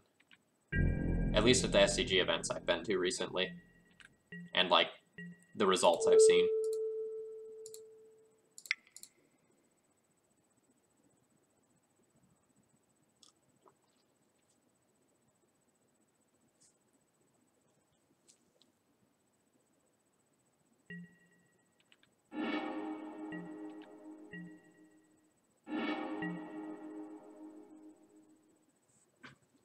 So how much do I want to YOLO this turn? I don't think I want to YOLO that much. Because if I YOLO, I, like, just cast Crop Rotation, sacrificing my Bayou or my Swamp. Get Dark Depths, Vampire, Hexmage, sack, go.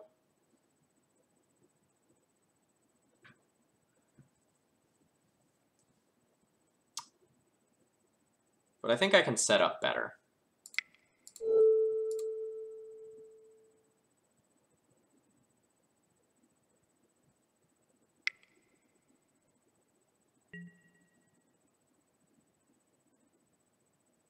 Okay. That's actually a fine trade. That's probably the sort of card that I would take out of their hand anyway, given that I know the others.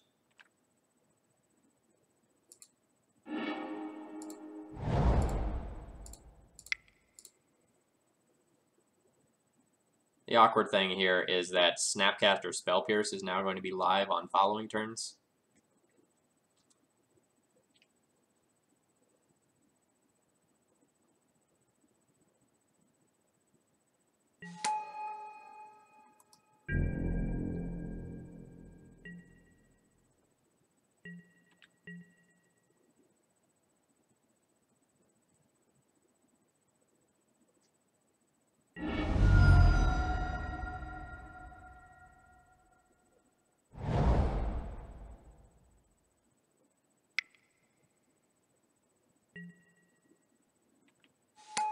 That jerk.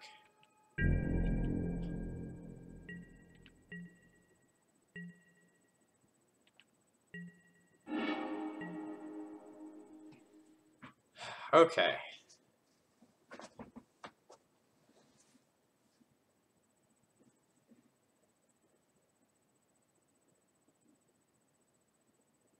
So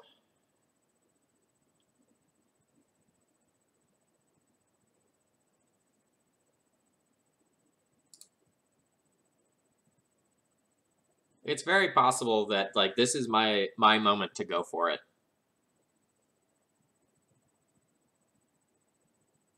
Like I can wait, but the waiting probably favors them. So probably like float black off swamp, crop rotate swamp for dark depths now. So that they don't have Snapcaster Spell Pierce up. I think that's correct.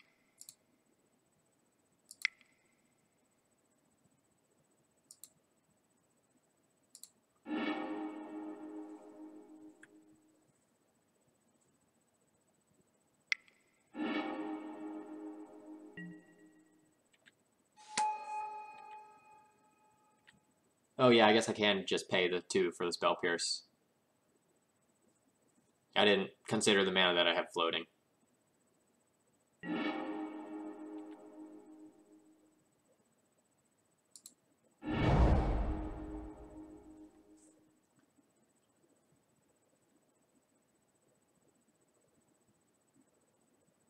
Do I play a Deathrite Shaman for any reason? I guess I do in case my opponent has Swords to Plowshares.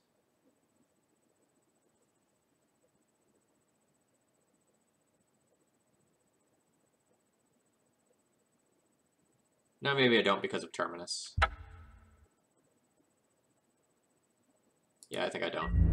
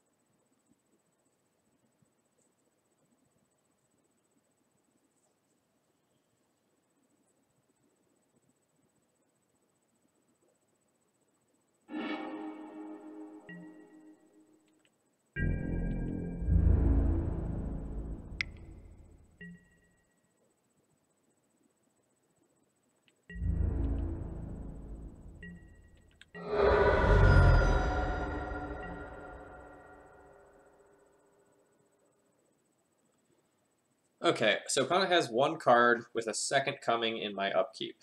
I can just go for it right now and make them have it.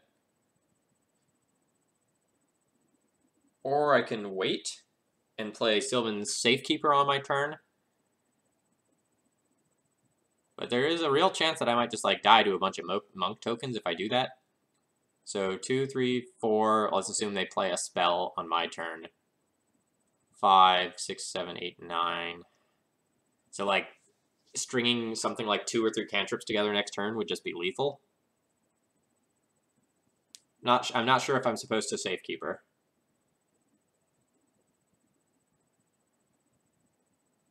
I think I can wait one turn.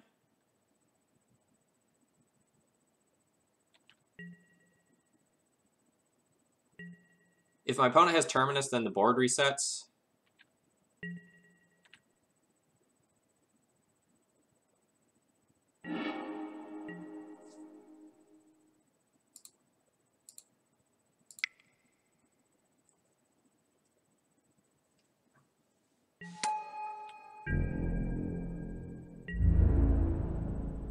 Not gonna attack with this into the monk. Don't want to play that game.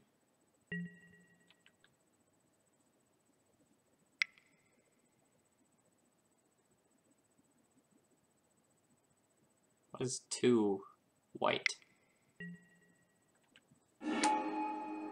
Alright, so they're just gonna like Snapcaster Brainstorm. That's fine.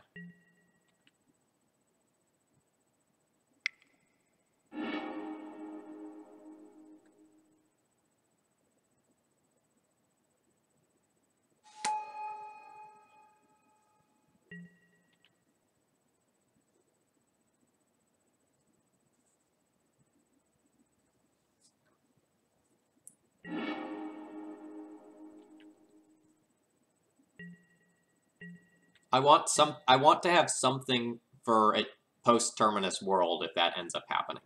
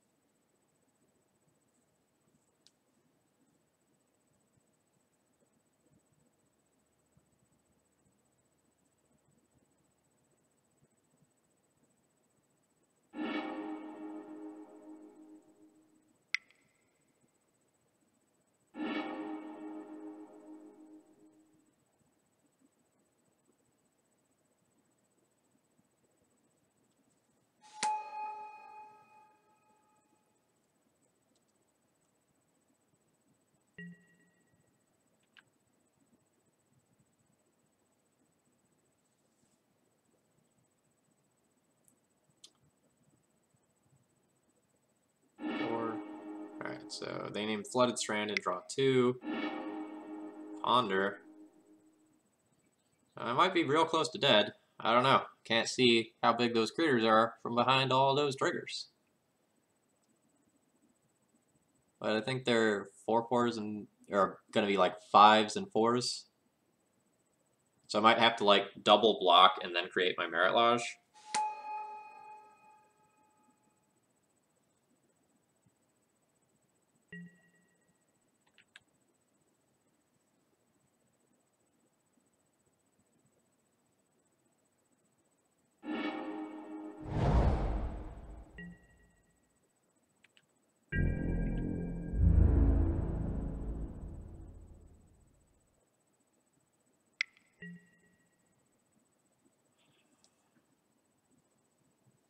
Okay, so if I single block, I die. So I need to double block. And that means that I'm not going to be able to be protected, and a Swords to Plowshares is just going to beat me. That's unfortunate. So much for playing around that.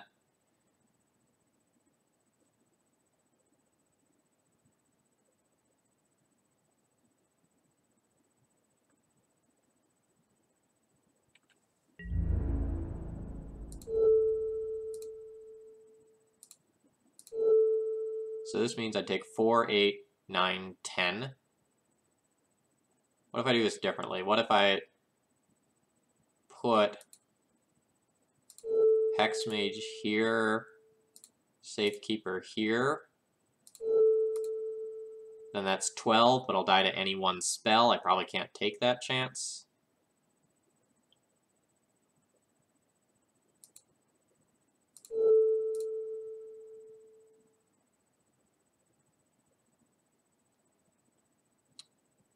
Yeah, so this will be me taking 10. I guess that's what's happening.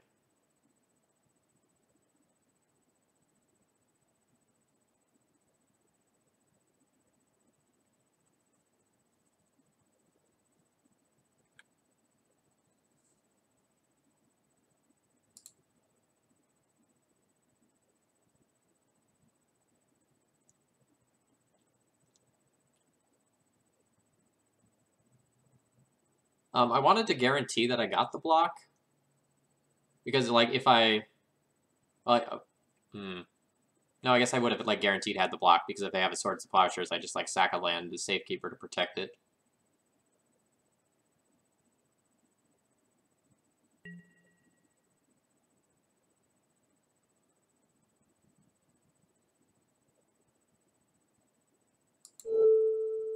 Alright.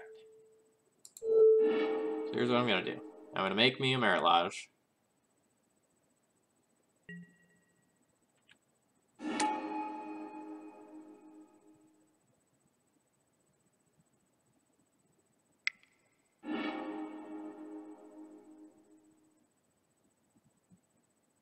Okay, that's not lethal yet.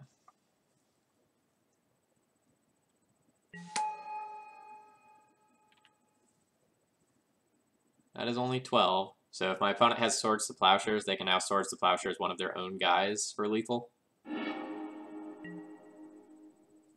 Alright, so I'm gonna float a black mana. Choose this. Sacrifice a land, give it Shroud. Go to 2.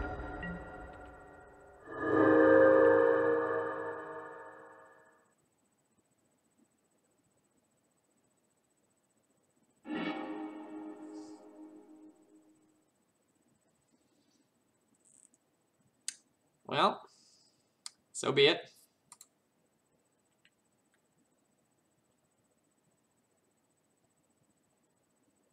We played around Swords to Plowshares and got wrecked by Terminus. That's okay.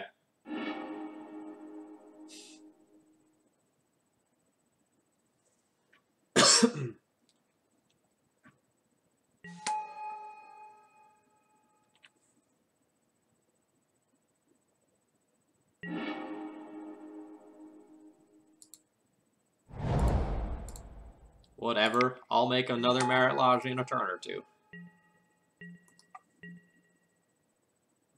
And before opponent just, like, plays Jace and wrecks me.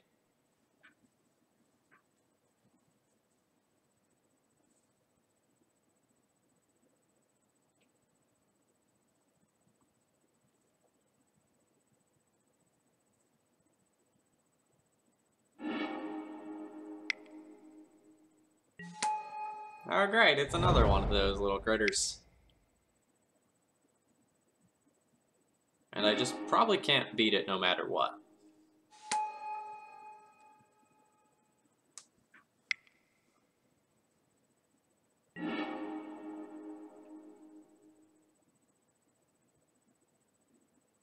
Okay, okay. That's not true. So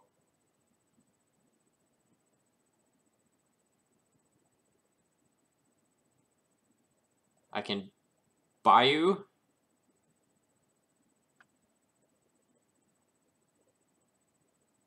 I can Bayou, sack Bayou to crop rotation, get Urborg, tap Urborg and stage to play Hexmage. Alright, not dead, just crying on the inside.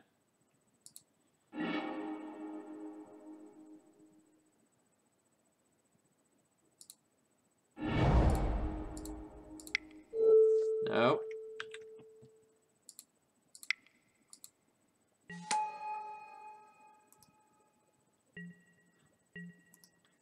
We will die to literally any spell, though. Damn it. Alright, just for giggles, we would not have produced a Merit Lodge. Alright, so the anti-fair stuff seems good.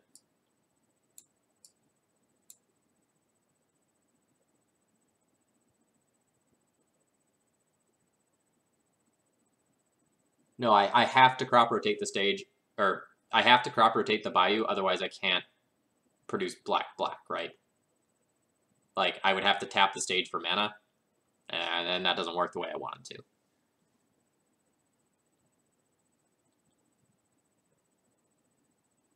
So Needle goes on Jace, but my opponent is playing a bunch of copies of EE, so that's probably not going to work, so I should probably just board those out.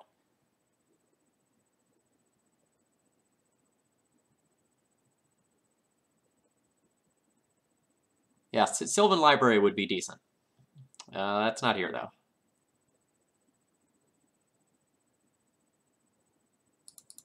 I'll board out that Bojuka Bog once again. I just don't really think that was a good choice.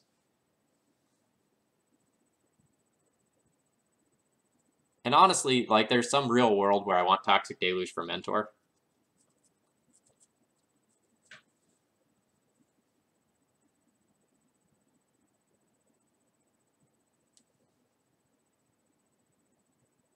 Okay, so if I Needle on EE, what does that, like, realistically stop? Like, it can blow up some of my stuff, but is that worth a card? And is that worth a card when, like, Council's Judgment or Disenchant could further mess with me? I don't really know. Yeah, I'm unsure about the right of consumption.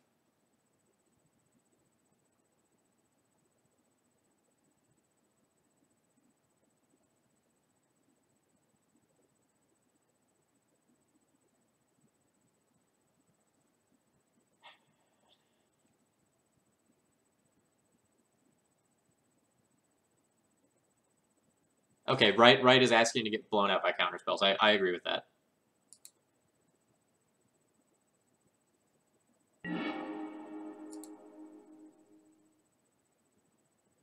That was awful.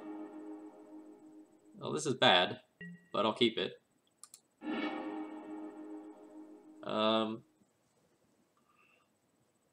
What is my plan? My plan is turn 1 land, turn 2 land, Sylvan Scrying, turn 3 land, turn 4 Depths combo. So this is a fine piece to that plan.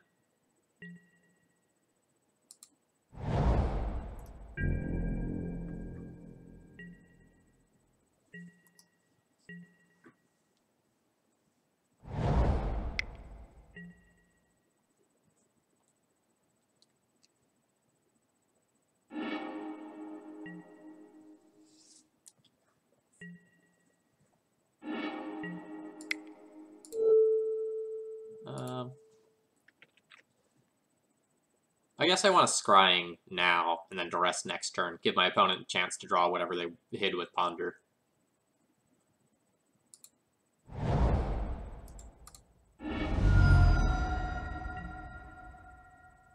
On the off chance my opponent has, like, back to base 6 in or something like that, I'm going to get a Forest.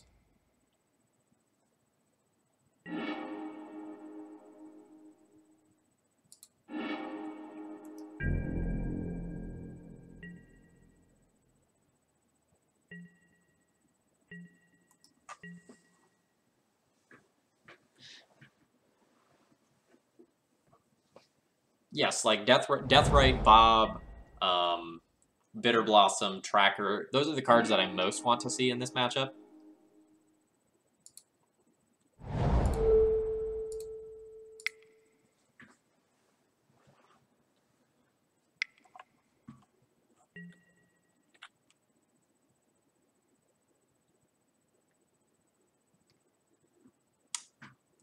Yeah, so I do think back to basics is unlikely. But, like, it's pretty free for me to just fetch that basic, right? Like, I have the Bayou in hand, which gives me double of both of my colors. So I think it's just very free to play around that.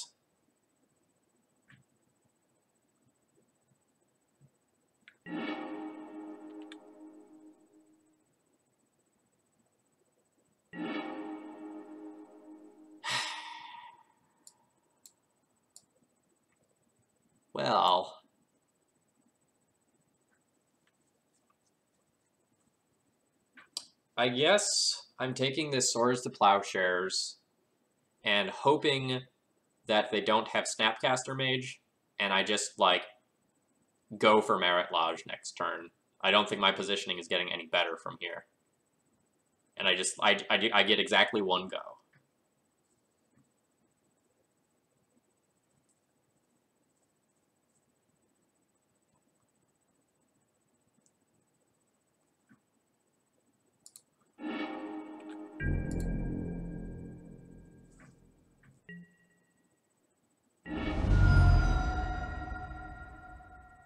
Okay, good. So I have perfect information about their hand. That's nice. Yeah, I thought he was gonna hide the good stuff on top too, but guess not.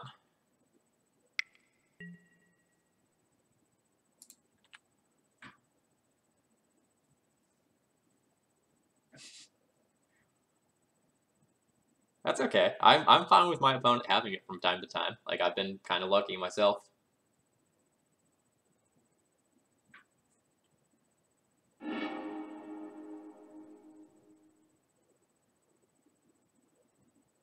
YOLO has been declared.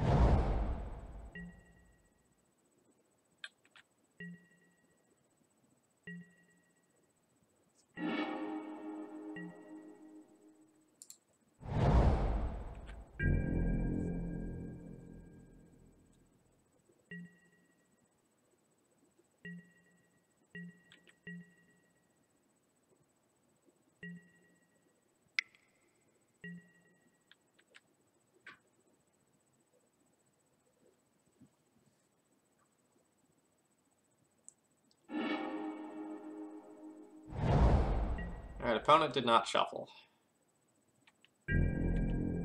I can wait around, try to get crop rotation, but there's no way like I'm gonna get enough mana to like crop rotation, get Sajiri's step, and also beat that Spell Pierce. So I'm going in. And if I lose right here, I do not care. I'm making them have it.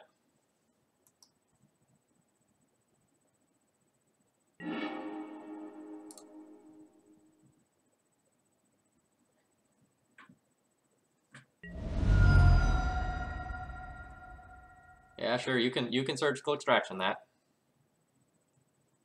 Don't care. Game basically ends right here, one way or another.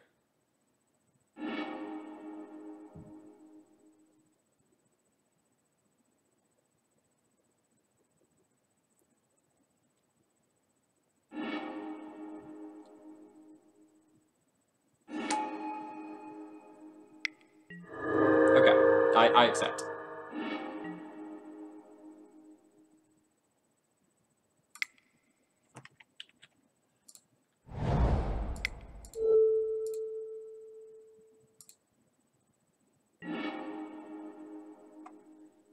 Alright. Pierce, Terminus, Delta.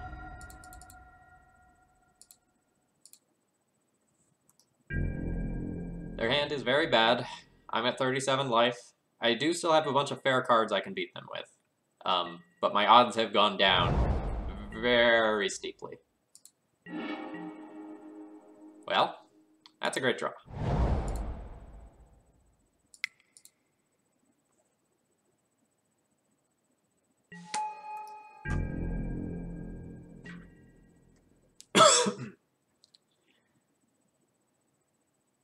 I mean, I'm used to beating with Vampire Nighthawk. Beating down with Vampire Hexmage, that's a little bit newer. We're not used to that yet.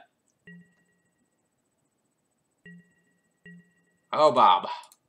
Glorious, glorious Bob. Oh, baby.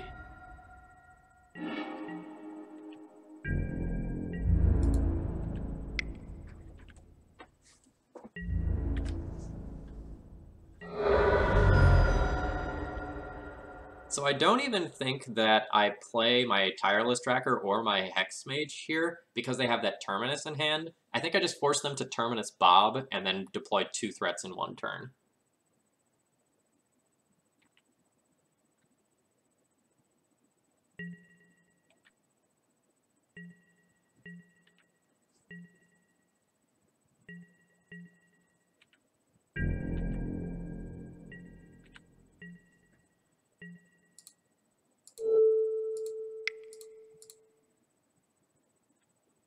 Let's turn our dollar rare into a dual land.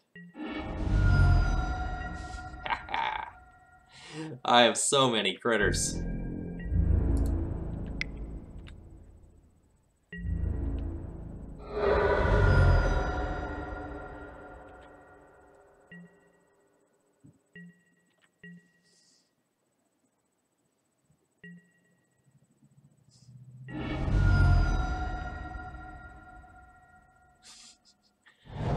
Oh yeah, I can bob flip 2 Emrakul's in a row and I'm okay. Blood Moon. Do I even care? No, this Blood Moon is like so good for me, right?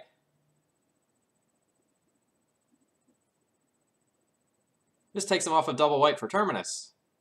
Ooh. Alright, so let's copy a swamp.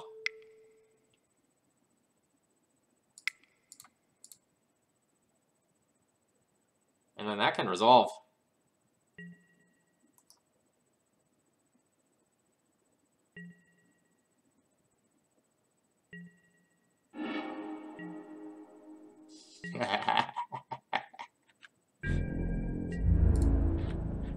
Suck it, Miracles.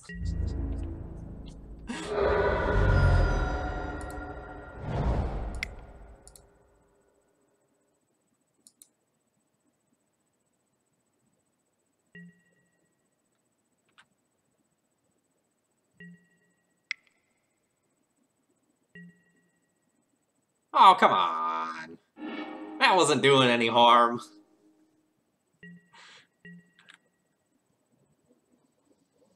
I also probably shouldn't have played my land and held it for tracker, but I'll probably draw another with Bob and not be punished for it.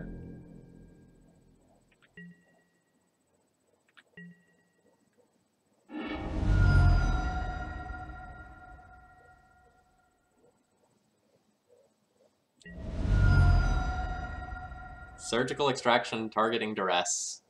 Hey, whatever you say.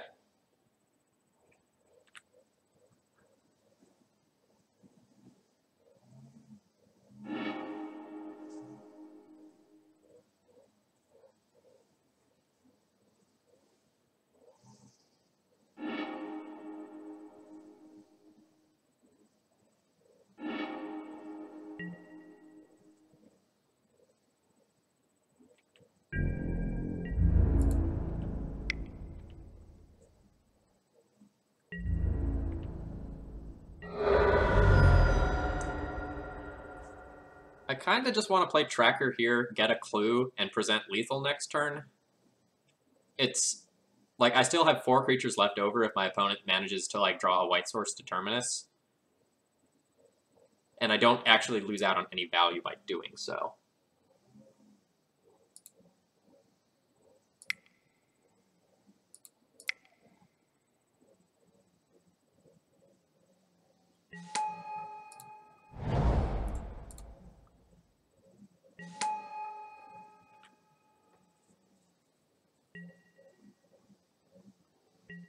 Yeah, I don't understand the Blood Moon play. I don't think my opponent thought that one through enough.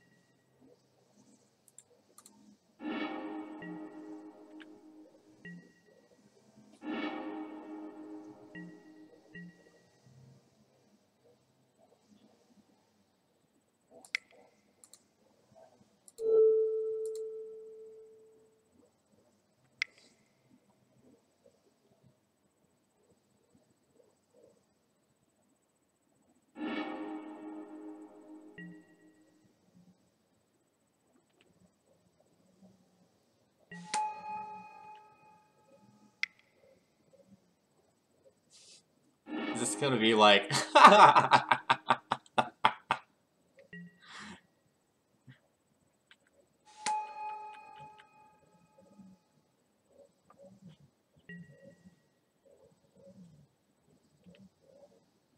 not gonna pay. Oh, look at that, still in the stack. I'm not gonna pay. Still not gonna pay. Still not gonna pay. Alright. So no need for Bob to get feisty this turn.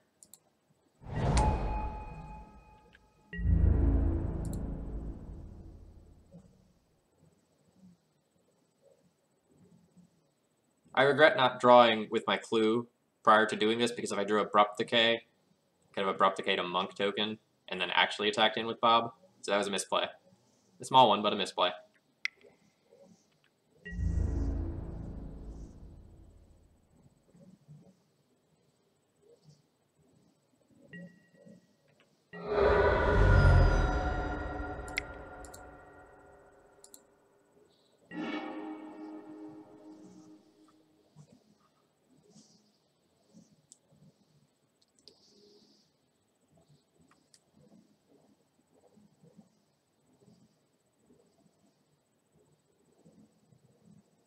I wanted to attempt to kill my opponent this turn.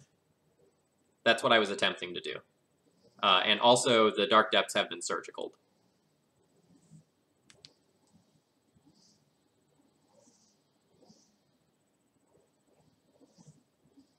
So I know my opponent has Terminus in hand. Do I want to play around them having a Plow? Because I can play out a Safekeeper, and then, like, Plow isn't an out. Their only out is White Source. I think that's fine, since my opponent doesn't know anything about the top of their library.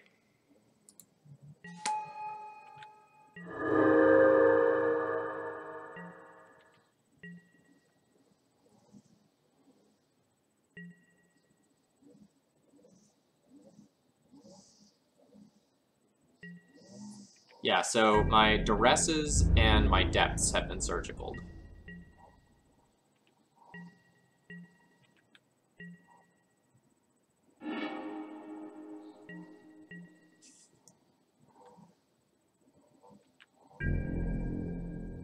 Oh no, I forgot to play land. But it's fine, I can crop rotation a couple of times. Tracker's getting jump blocked anyway. Like, 100% getting jump blocked.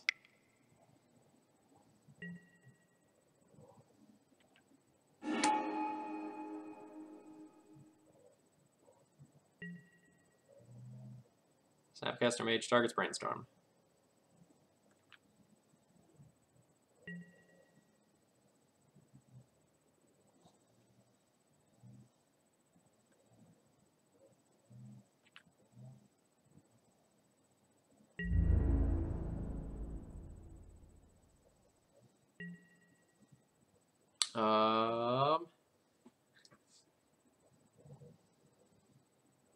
I am okay with just letting all of this happen.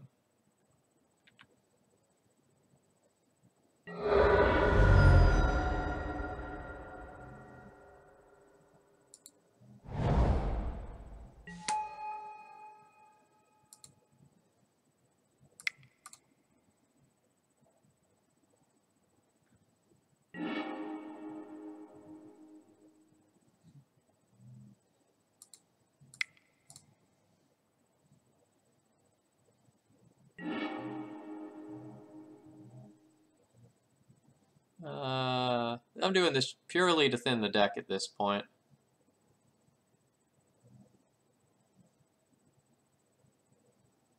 I guess I'll get Sajiri's Step.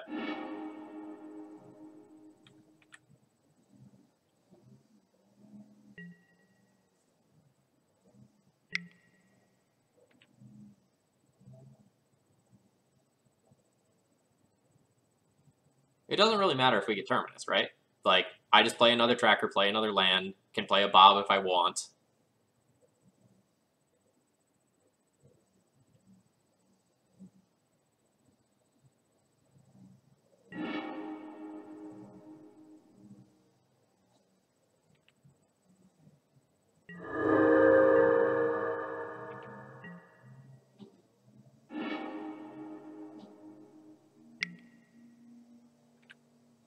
Honestly, kind of want to, like, crop rotation away in Urborg here to just get another card.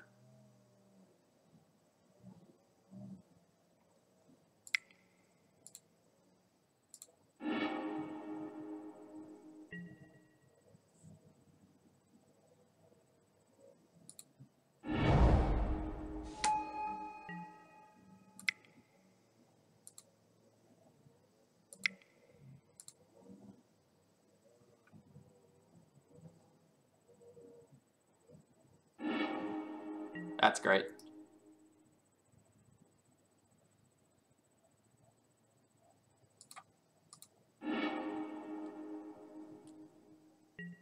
I don't have a Dryad Arbor. A counterbalance, you say? Well, that ain't bad. Let's try Haymaker number 1.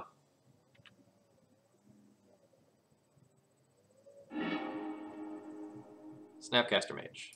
Okay. So now I just play a tracker.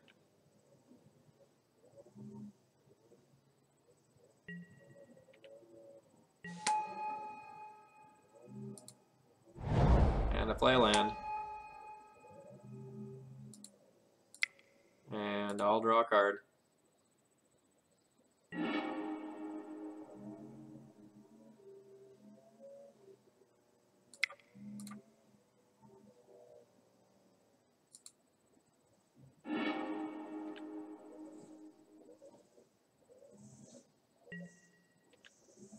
Yeah, I mean, Snapcaster on top is annoying.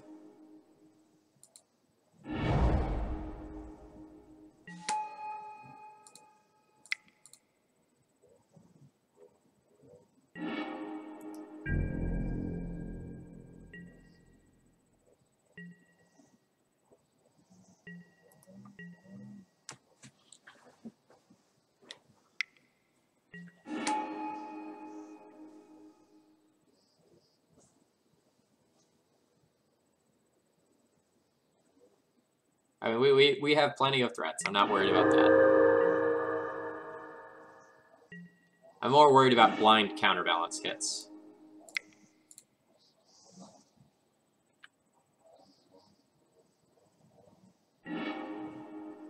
Alright, Delta, that's fine.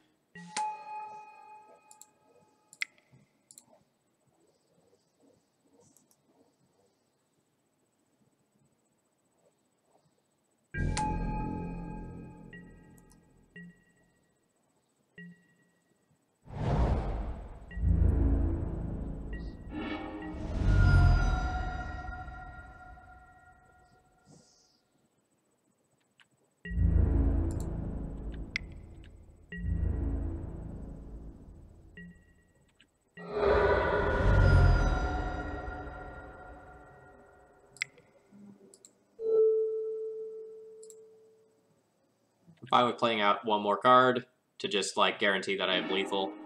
Alright, it's a Ponder.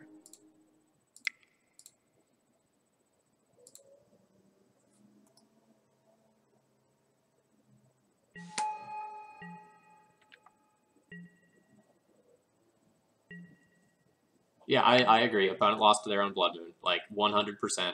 Not close.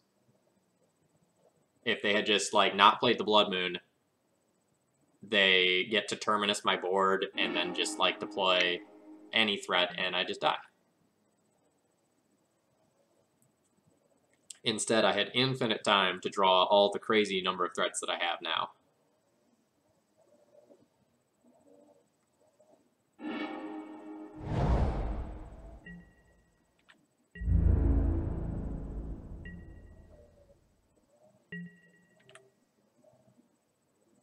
Well, it's not Terminus.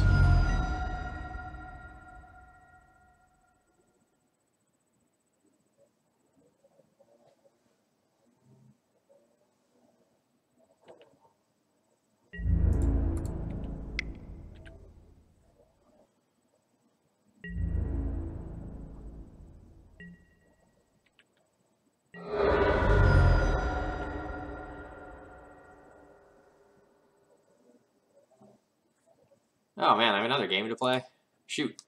Did not realize that. Yeah. Yeah. I'll probably time out this one. And that's fine. Like, that happens when you pick up new decks sometimes.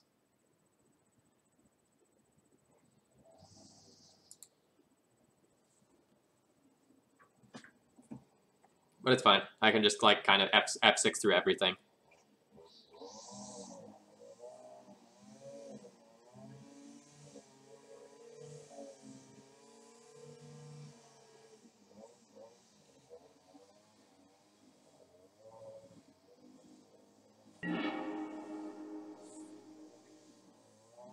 Folks, is the microphone picking up that mowing that's going on outside?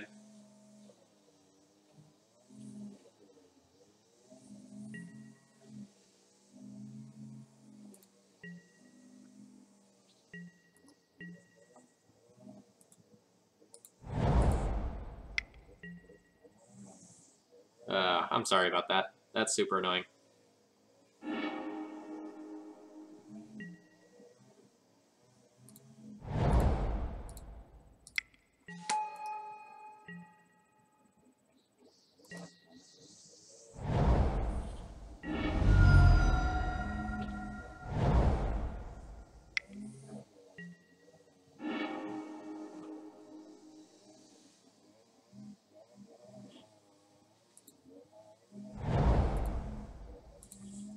I'm just shoving this.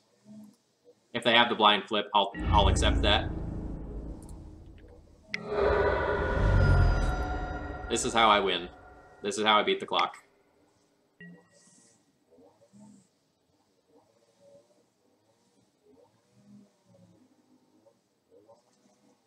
I'm also just another turn or two from just, like, creating a Merit Lodge. So that's great.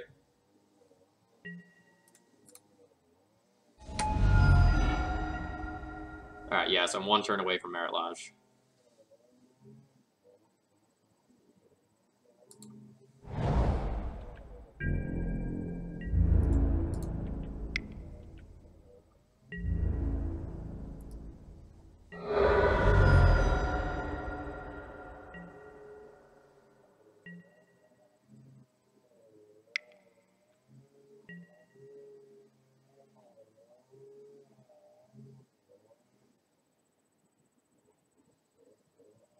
Yeah, that's fine, that can happen.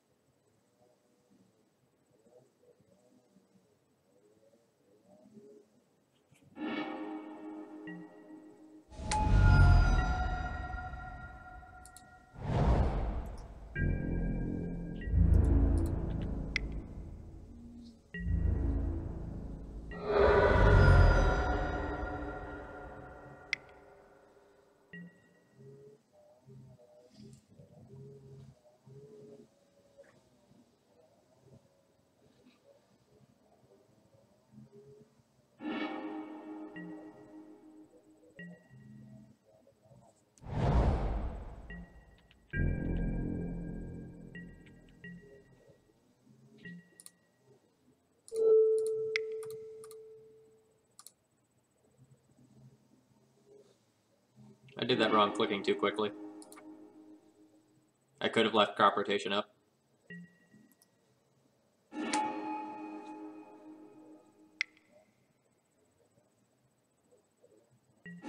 Fuck that up.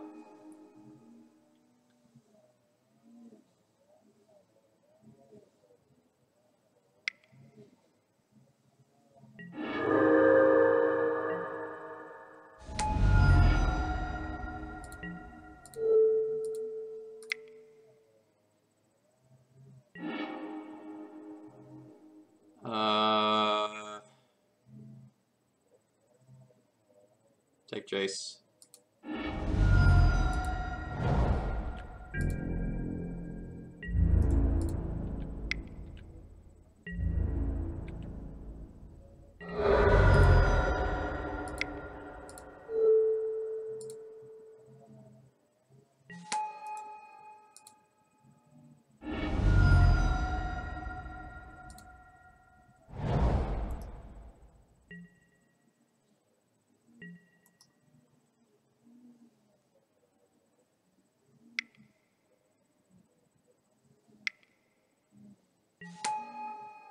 Second Jace is annoying.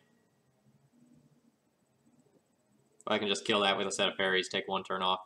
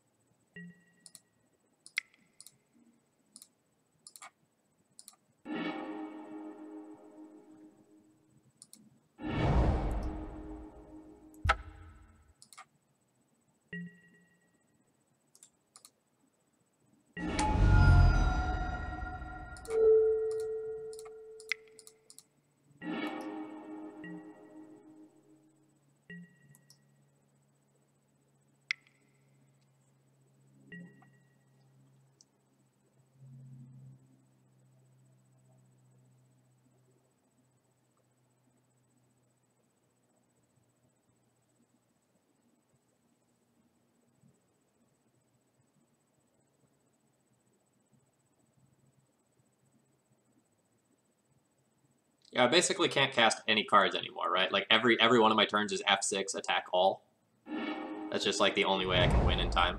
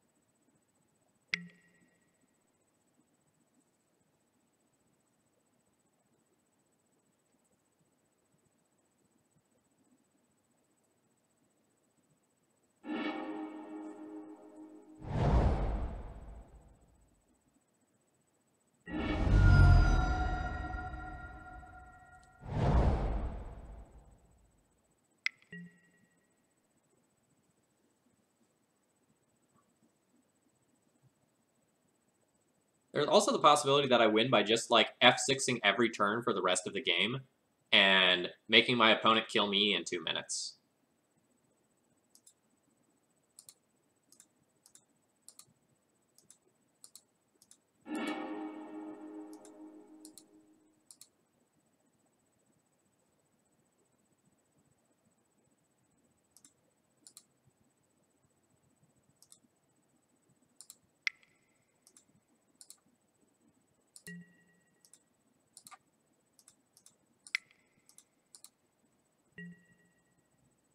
Which I kind of actually like.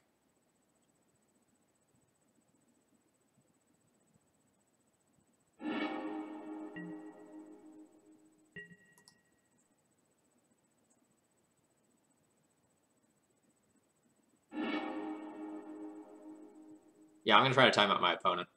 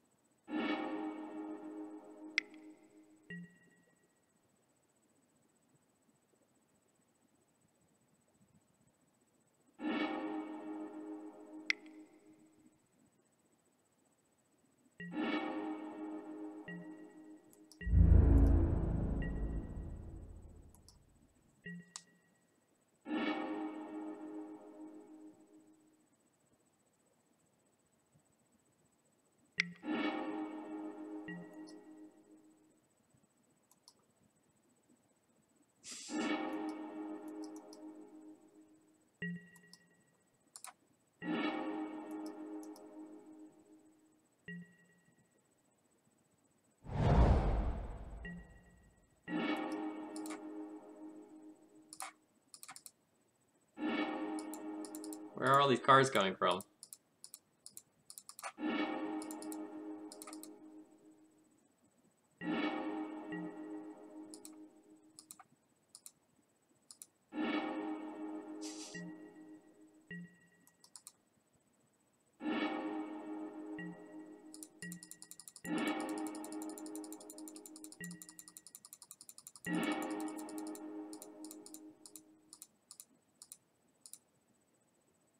Oh my god.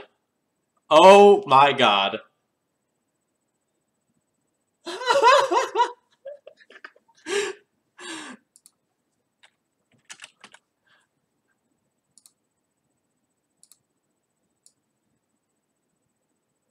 that one gets a snip.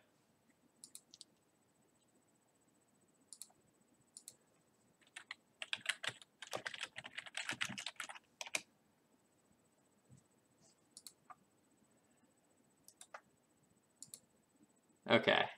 Now I'm going to reset all my stops before the next game.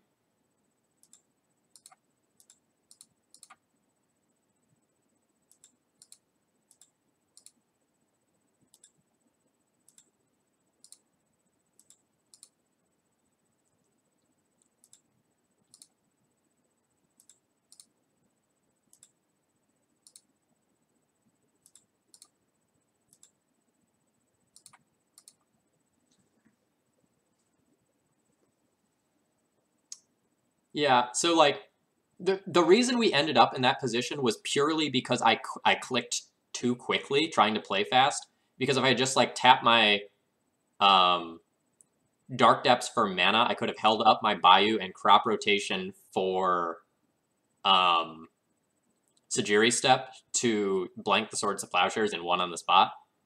So I don't feel bad about that. Because like I had the win and I just like totally like pooped all over myself.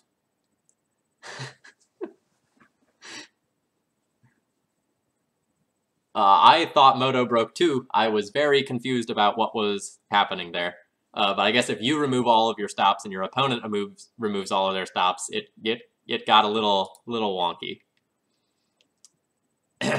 So easy 4-0, right, chat? Right? That was something. So that's not normally how Magic is played on this channel. Normally there's a lot more taxation and a lot less F6ing, but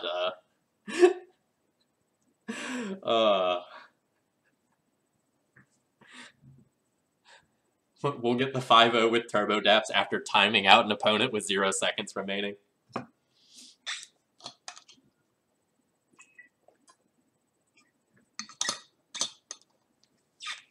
Yes, 5-0, entirely skill, not a single misplay or misclick the entire time. Yep, right, good. Glad you got it.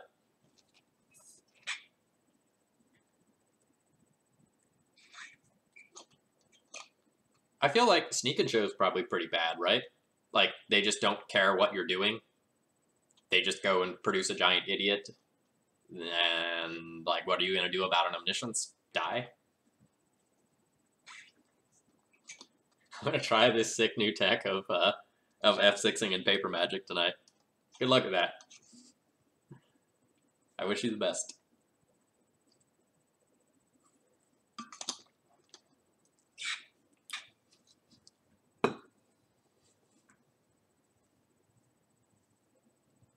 Okay, yeah, all right, yeah, sure. Most decks do die to Omniscience. I'll give you that. Okay, maybe the discard spells will punch a big enough hole. Like the deck's clearly tier 1 right now. Like it's very good. Like I'm making all sorts of errors and I've still managed to like 4-0 here. And like I don't know what I'm doing with my sideboarding. So like it is an objectively powerful deck. And I think this version messes with people more than the regular version. Like that Bitter Blossom was crazy good that game. As was Bob.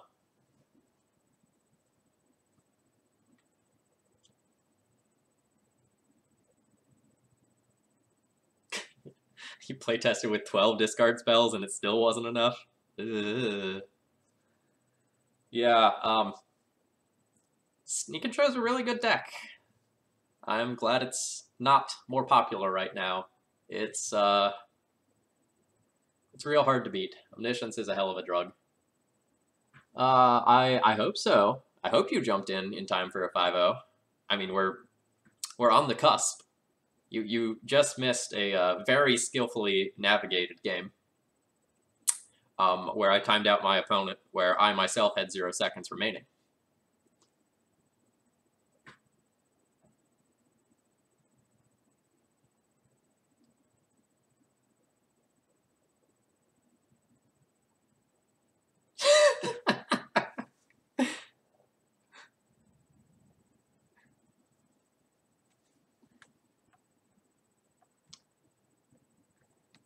So this is my first time playing this deck, although I've gone and played the turbo version before. It feels pretty good. I can recap it as well. Click, click, click, click, click. Yeah, so like, I got this sweet mouse a little while back. Let me see if I can like bring this up here anyway. So I got this mouse that has like programmable buttons. So I have this button here on the side, right where I was like resting my fingers, that I can just click, and that's my F6 button. Super convenient for me.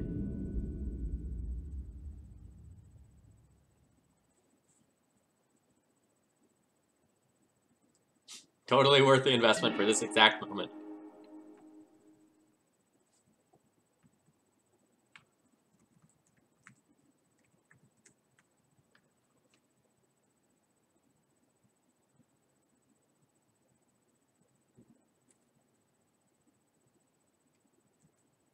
I think my opponent plays Nick Fit. How's this hand against Nick Fit? This hand basically does nothing. I feel like this one's a mulligan. I have one half the combo.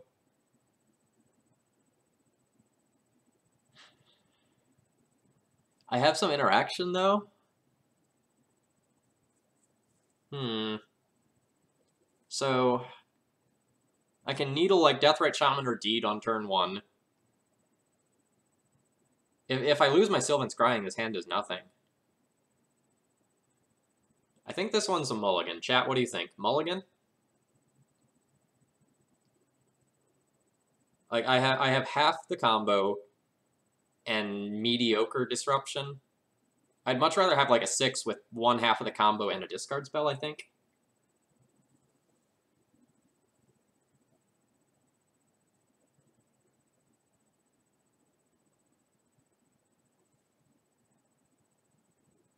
Alright, chat agrees with me. I do think it's a mulligan. Yeah, this hand's great. I will top this.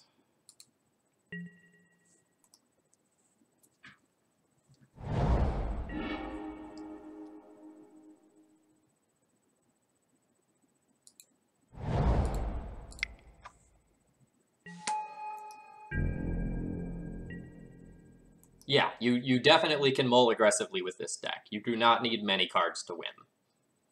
Like, you need two cards, like either Stage in Depths or Hexmage in Depths, plus the mana to support them, and that's it.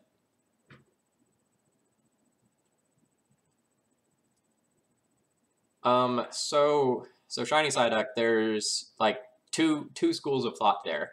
Do you want to try to go under them and go fast as possible, or do you want to go slightly bigger than them to beat them with mid-range stuff during the times where you can't just go nuts? Okay, can I win this turn? I can go... No, I would need an Urborg to win this turn.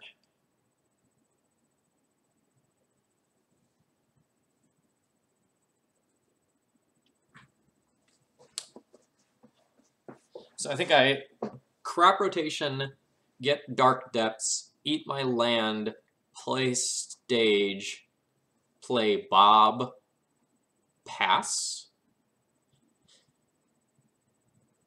That seems pretty good. That attacks on a couple of different angles.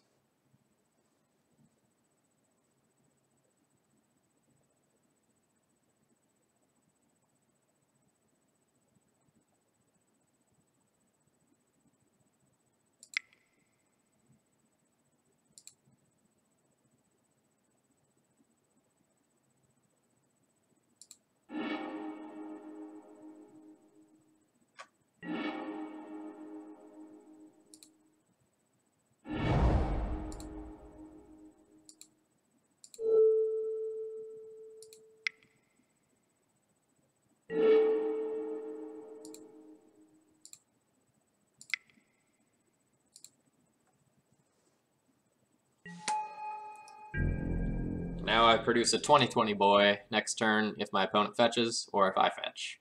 And I have a fetch.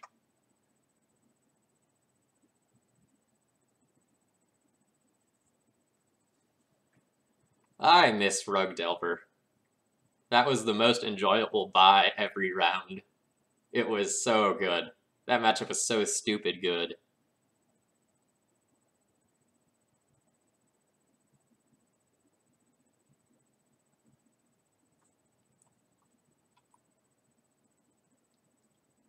I think Deathrite Shaman is going to go. I've thought that for a while. And I think Probe is like borderline whether or not it should actually be in the format, but I don't think it's going to actually go.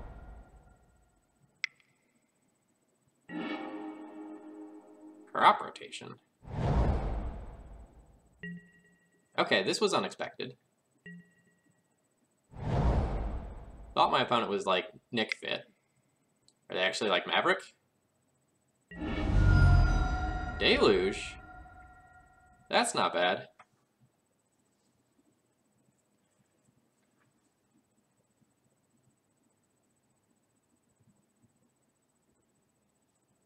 So I probably just like Sylvan Scrying, get my Ghost Quarter to blow up the Caracas, and then as soon as I draw a Black Source, produce Merit Lodge.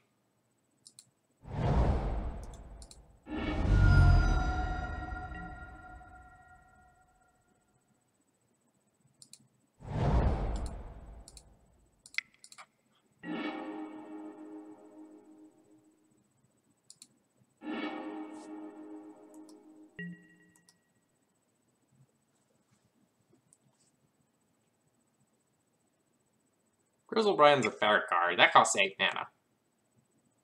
Totally fine.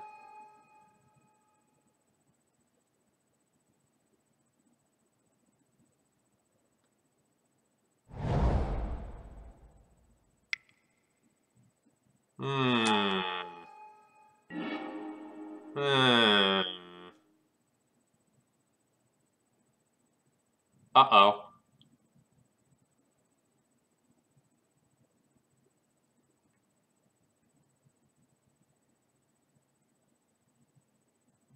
That's bad.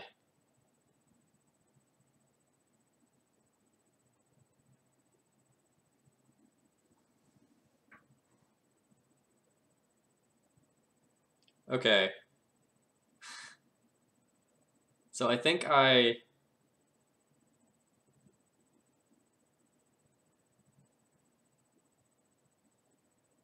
Ghost Quarter the stage, duress them, and then I can Pithing Needle the Caracas and go for the kill. This is so awkward.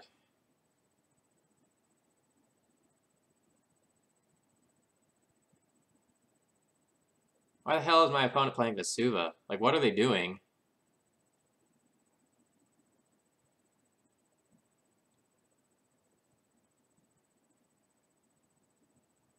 Yeah, I know they're gonna get a clue.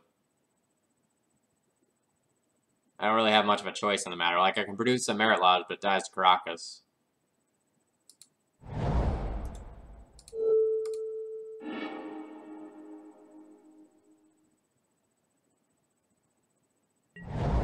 I don't think there's anything... Oh, no, they could cast a crop rotation.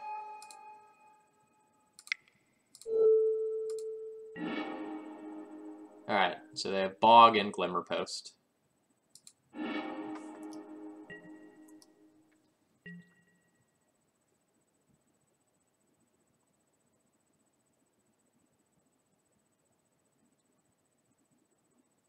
What are they playing? Like, I actually do not know what deck my opponent is playing.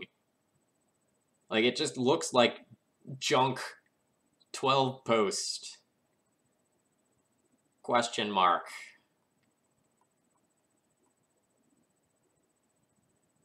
Like, it's not Maverick. It's not regular 12 post.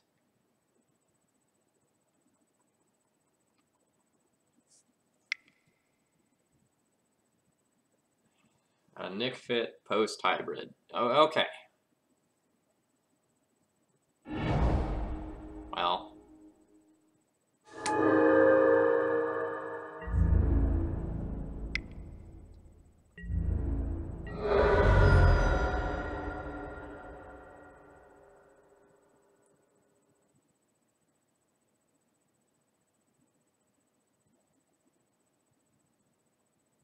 Alright, so if it's like a Nick Fit post-hybrid, so I'm going to see like Trackers and like Knight of the Reliquary to fill out the curve.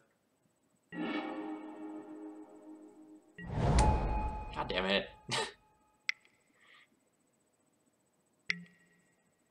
That's my 2020. Alright, well, opponent's deck is bad. We lost to our own deck here. Like, they took our stuff. Our stuff was good, their stuff was bad. Womp womp.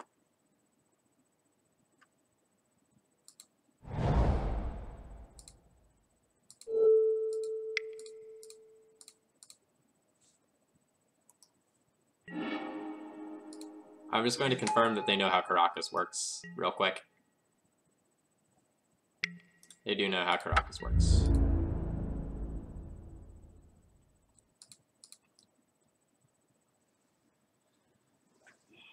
Okay, so we're playing this weird pseudo mirror. This Nick Fit post thing. Well, Tracker seems good. Bitter Blossom's probably fine. Maze is probably fine. Caracas is probably fine. Bojuka Bog, once again, is garbage. What am I pithing needling? I guess my opponent probably has like some big planeswalkers or something like that that tops off the curve. Maybe they have Deed. They certainly have Caracas. Probably have Wasteland, like at least one Wasteland. So I probably keep the Needles in.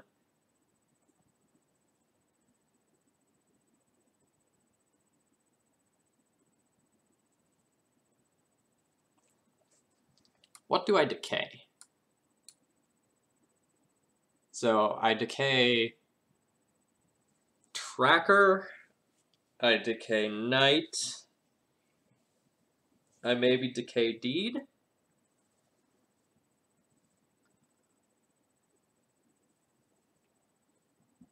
This is probably weak.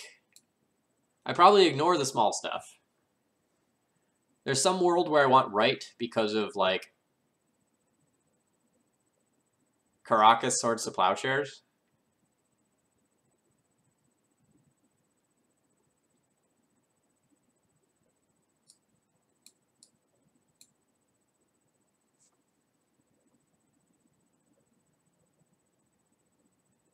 Okay, yeah, sure. So we bring in right, so then we care less about Caracas, so I can trim some Needles. And maybe trim some Duresses. Duress is probably weak. It probably doesn't have that many targets.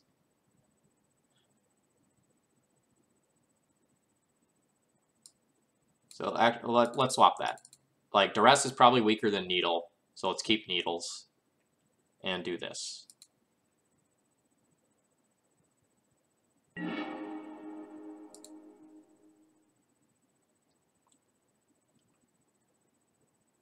Alright, so this is Verdant Catacombs, end of opponent's turn, get Urborg, play Dark Depths, produce turn 2 Tentacle Monster.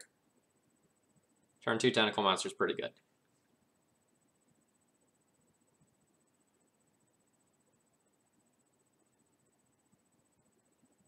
Thanks, Goblin Lackey. Night.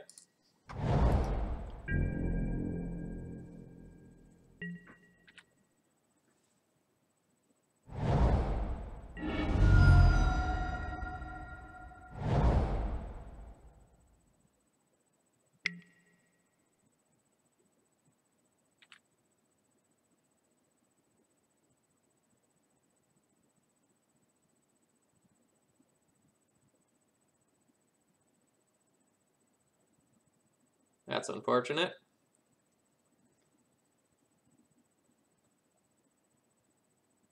Turn 2 Cthulhu has been denied. Opponent is a bully. All I wanted to do was make a giant tentacle monster. Some stuff right out of Lovecraft. But no. No.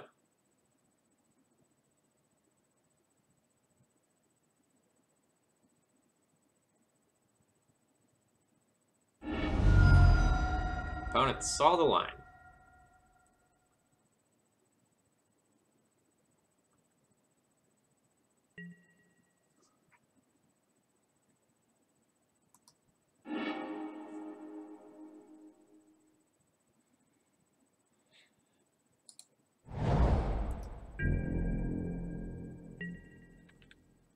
Yeah, opponent definitely too smart for us. They knew exactly what to take with that Thoughtseize. No play mistakes at all.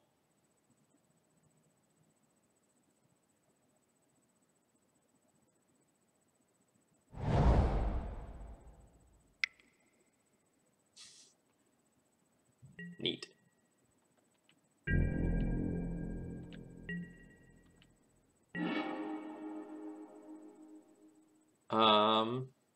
So I can Sylvan Scrying for the stupid Thespian stage, but I don't actually think I want to do that. I think I want to play Maze of Ith on my opponent's turn, crop rotate Maze of Ith into stage, then play Caracas and make a 20/20, while also having crop rotation for Sajiri step up. That seems awesome. Oh, we could rotate for an Urborg. Ooh, is that better? Do I just, like, rotate for Urborg, YOLO, pray? Because if I wait a turn, I can have crop rotation for Sajiri step up.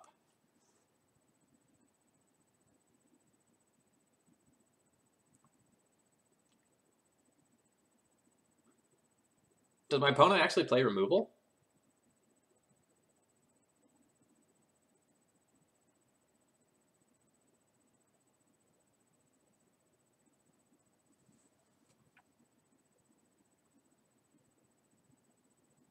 Oh, right. So I can't go for it right now, because if I crop rotation for Urborg, then I don't have another green mana.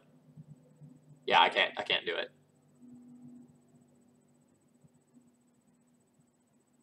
Unless no. I don't think I can do it. So I gotta do the line that I talked about.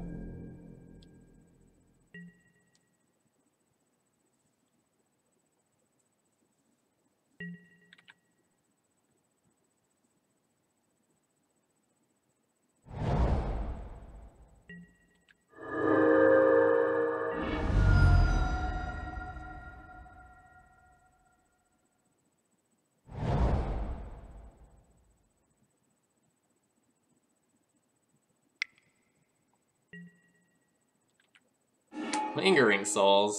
But that's so good against Merit Lodge.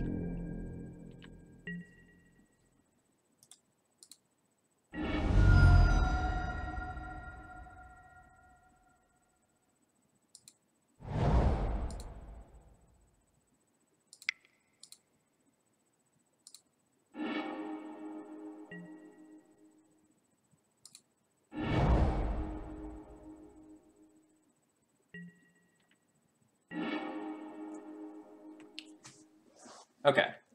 So now I play Forest, tap Bayou, crop rotation Bayou for Urborg, play Urborg, tap these, produce Merit Lodge, play Forest, have crop rotation for Sajiri step up.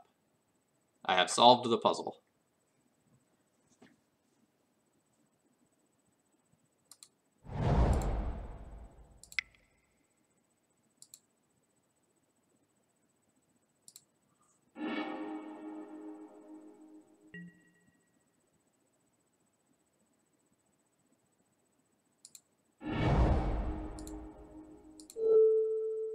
Copy Dark Depths. Keep this one. Produce one 20/20, boy.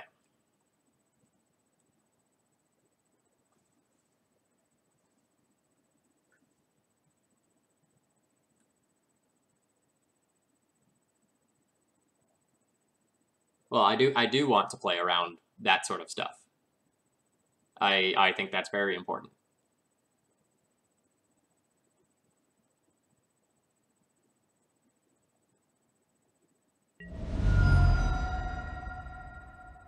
Surgical extraction targeting Dark Depths. Okay.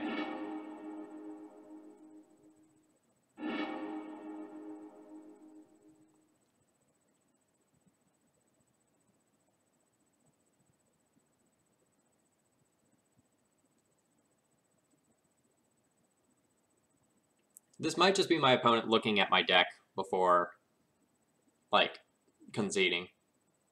Unclear.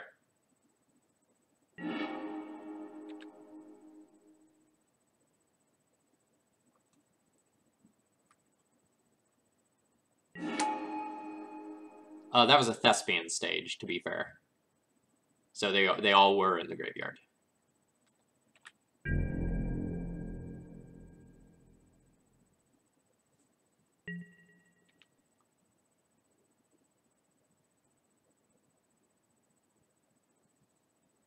So the real question is that if we get to my turn, do I just, like, crop rotation for Sajiri Step and go in for the kill?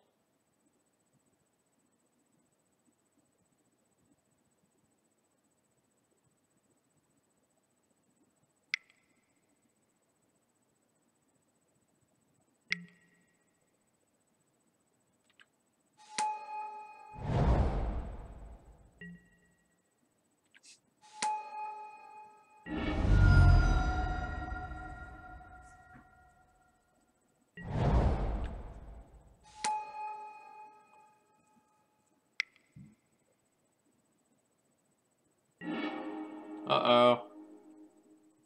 Sajiri Step doesn't beat Caracas, right?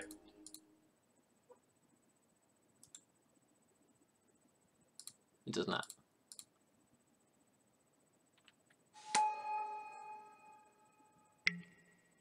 Well, we tried.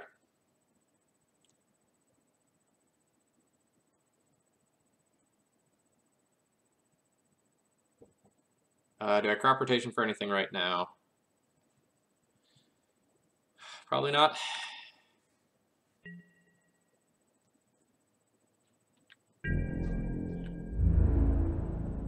I'd probably just, like, wait and try to see if I can draw a needle for Caracas.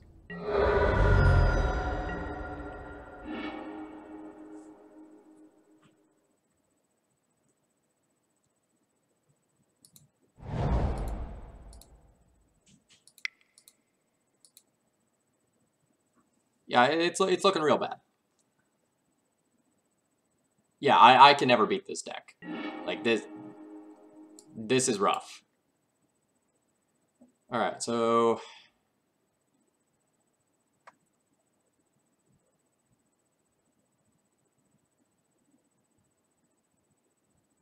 Oh, right, I'm just playing the fair game plan now. Surgicaled me.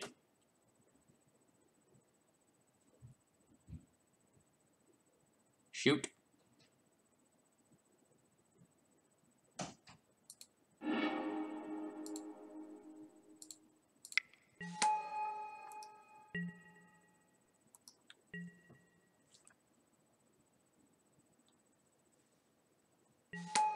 So on the list of, like, sweet value things I can do, I can eat my opponent's Lingering Souls if they don't cast it.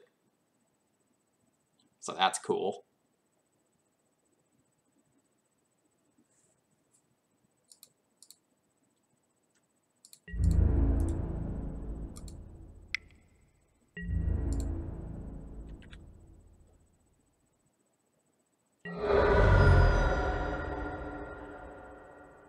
I don't think opponent is going to put a Dark Depths into play for us.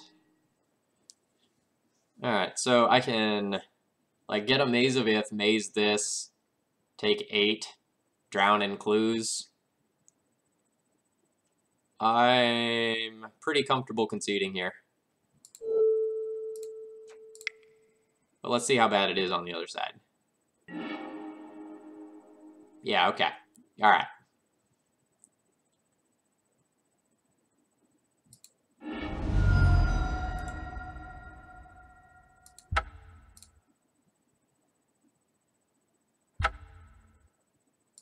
Okay, so that was a 4-1. The last deck was very well geared to beat our deck, and, you know, 2 games in a row we asked them the question, do you have it? And then they shoved a Caracas into my Merit Lodge, and my Tentacle Monster died. So that's fine. So overall, it seems like this deck has a lot of play and a lot of wiggle room. The, like, Dark Confidant Deathrite Shaman, like Bitter Blossom, Tracker type stuff is pretty great. Like, it's almost as good as just, like, make Merit Lodge. We got plenty of wins with just the fair portion of the deck after the unfair portion was beaten. So I kind of, like, enjoy how this deck is attacking from a few different angles. Yes, we also will not forget the best fourth game ever, where we flawlessly, brutally obliterated our opponent. We'll not forget that, yes.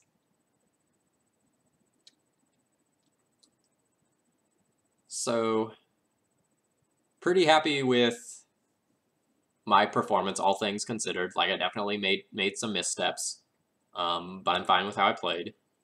So kind of like thinking about what beats this deck, Caracas, when paired with other disruption, is a beating.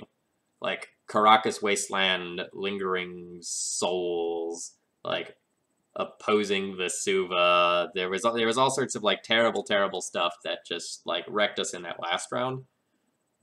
Otherwise, Miracles had a lot of interaction for us in different forms, like Counterspells and Terminus and Swords to Plowshares, and we very sort of like narrowly wiggled through that one.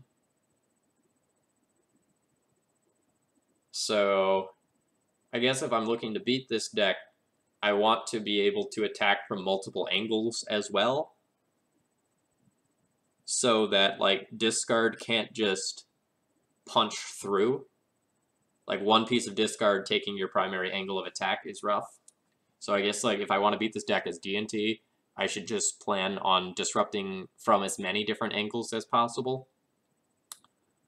So it might be that I want something entirely different to go and mess with this deck in my last sideboard slot here, if I want to play something else.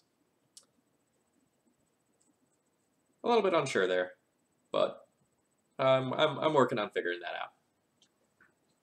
So, folks, I'm going to go ahead and call it here. I hope you enjoyed this sort of bonus afternoon stream. You know, again, now that I'm getting off of school early and I'm almost done, expect to see a lot more of these in the coming weeks. So if you enjoy Legacy content, please follow me and help support what I'm doing. And if you really like it, please consider subscribing and supporting my channel, or donating and helping to, you know, figure out what deck lists I want to be playing on this stream.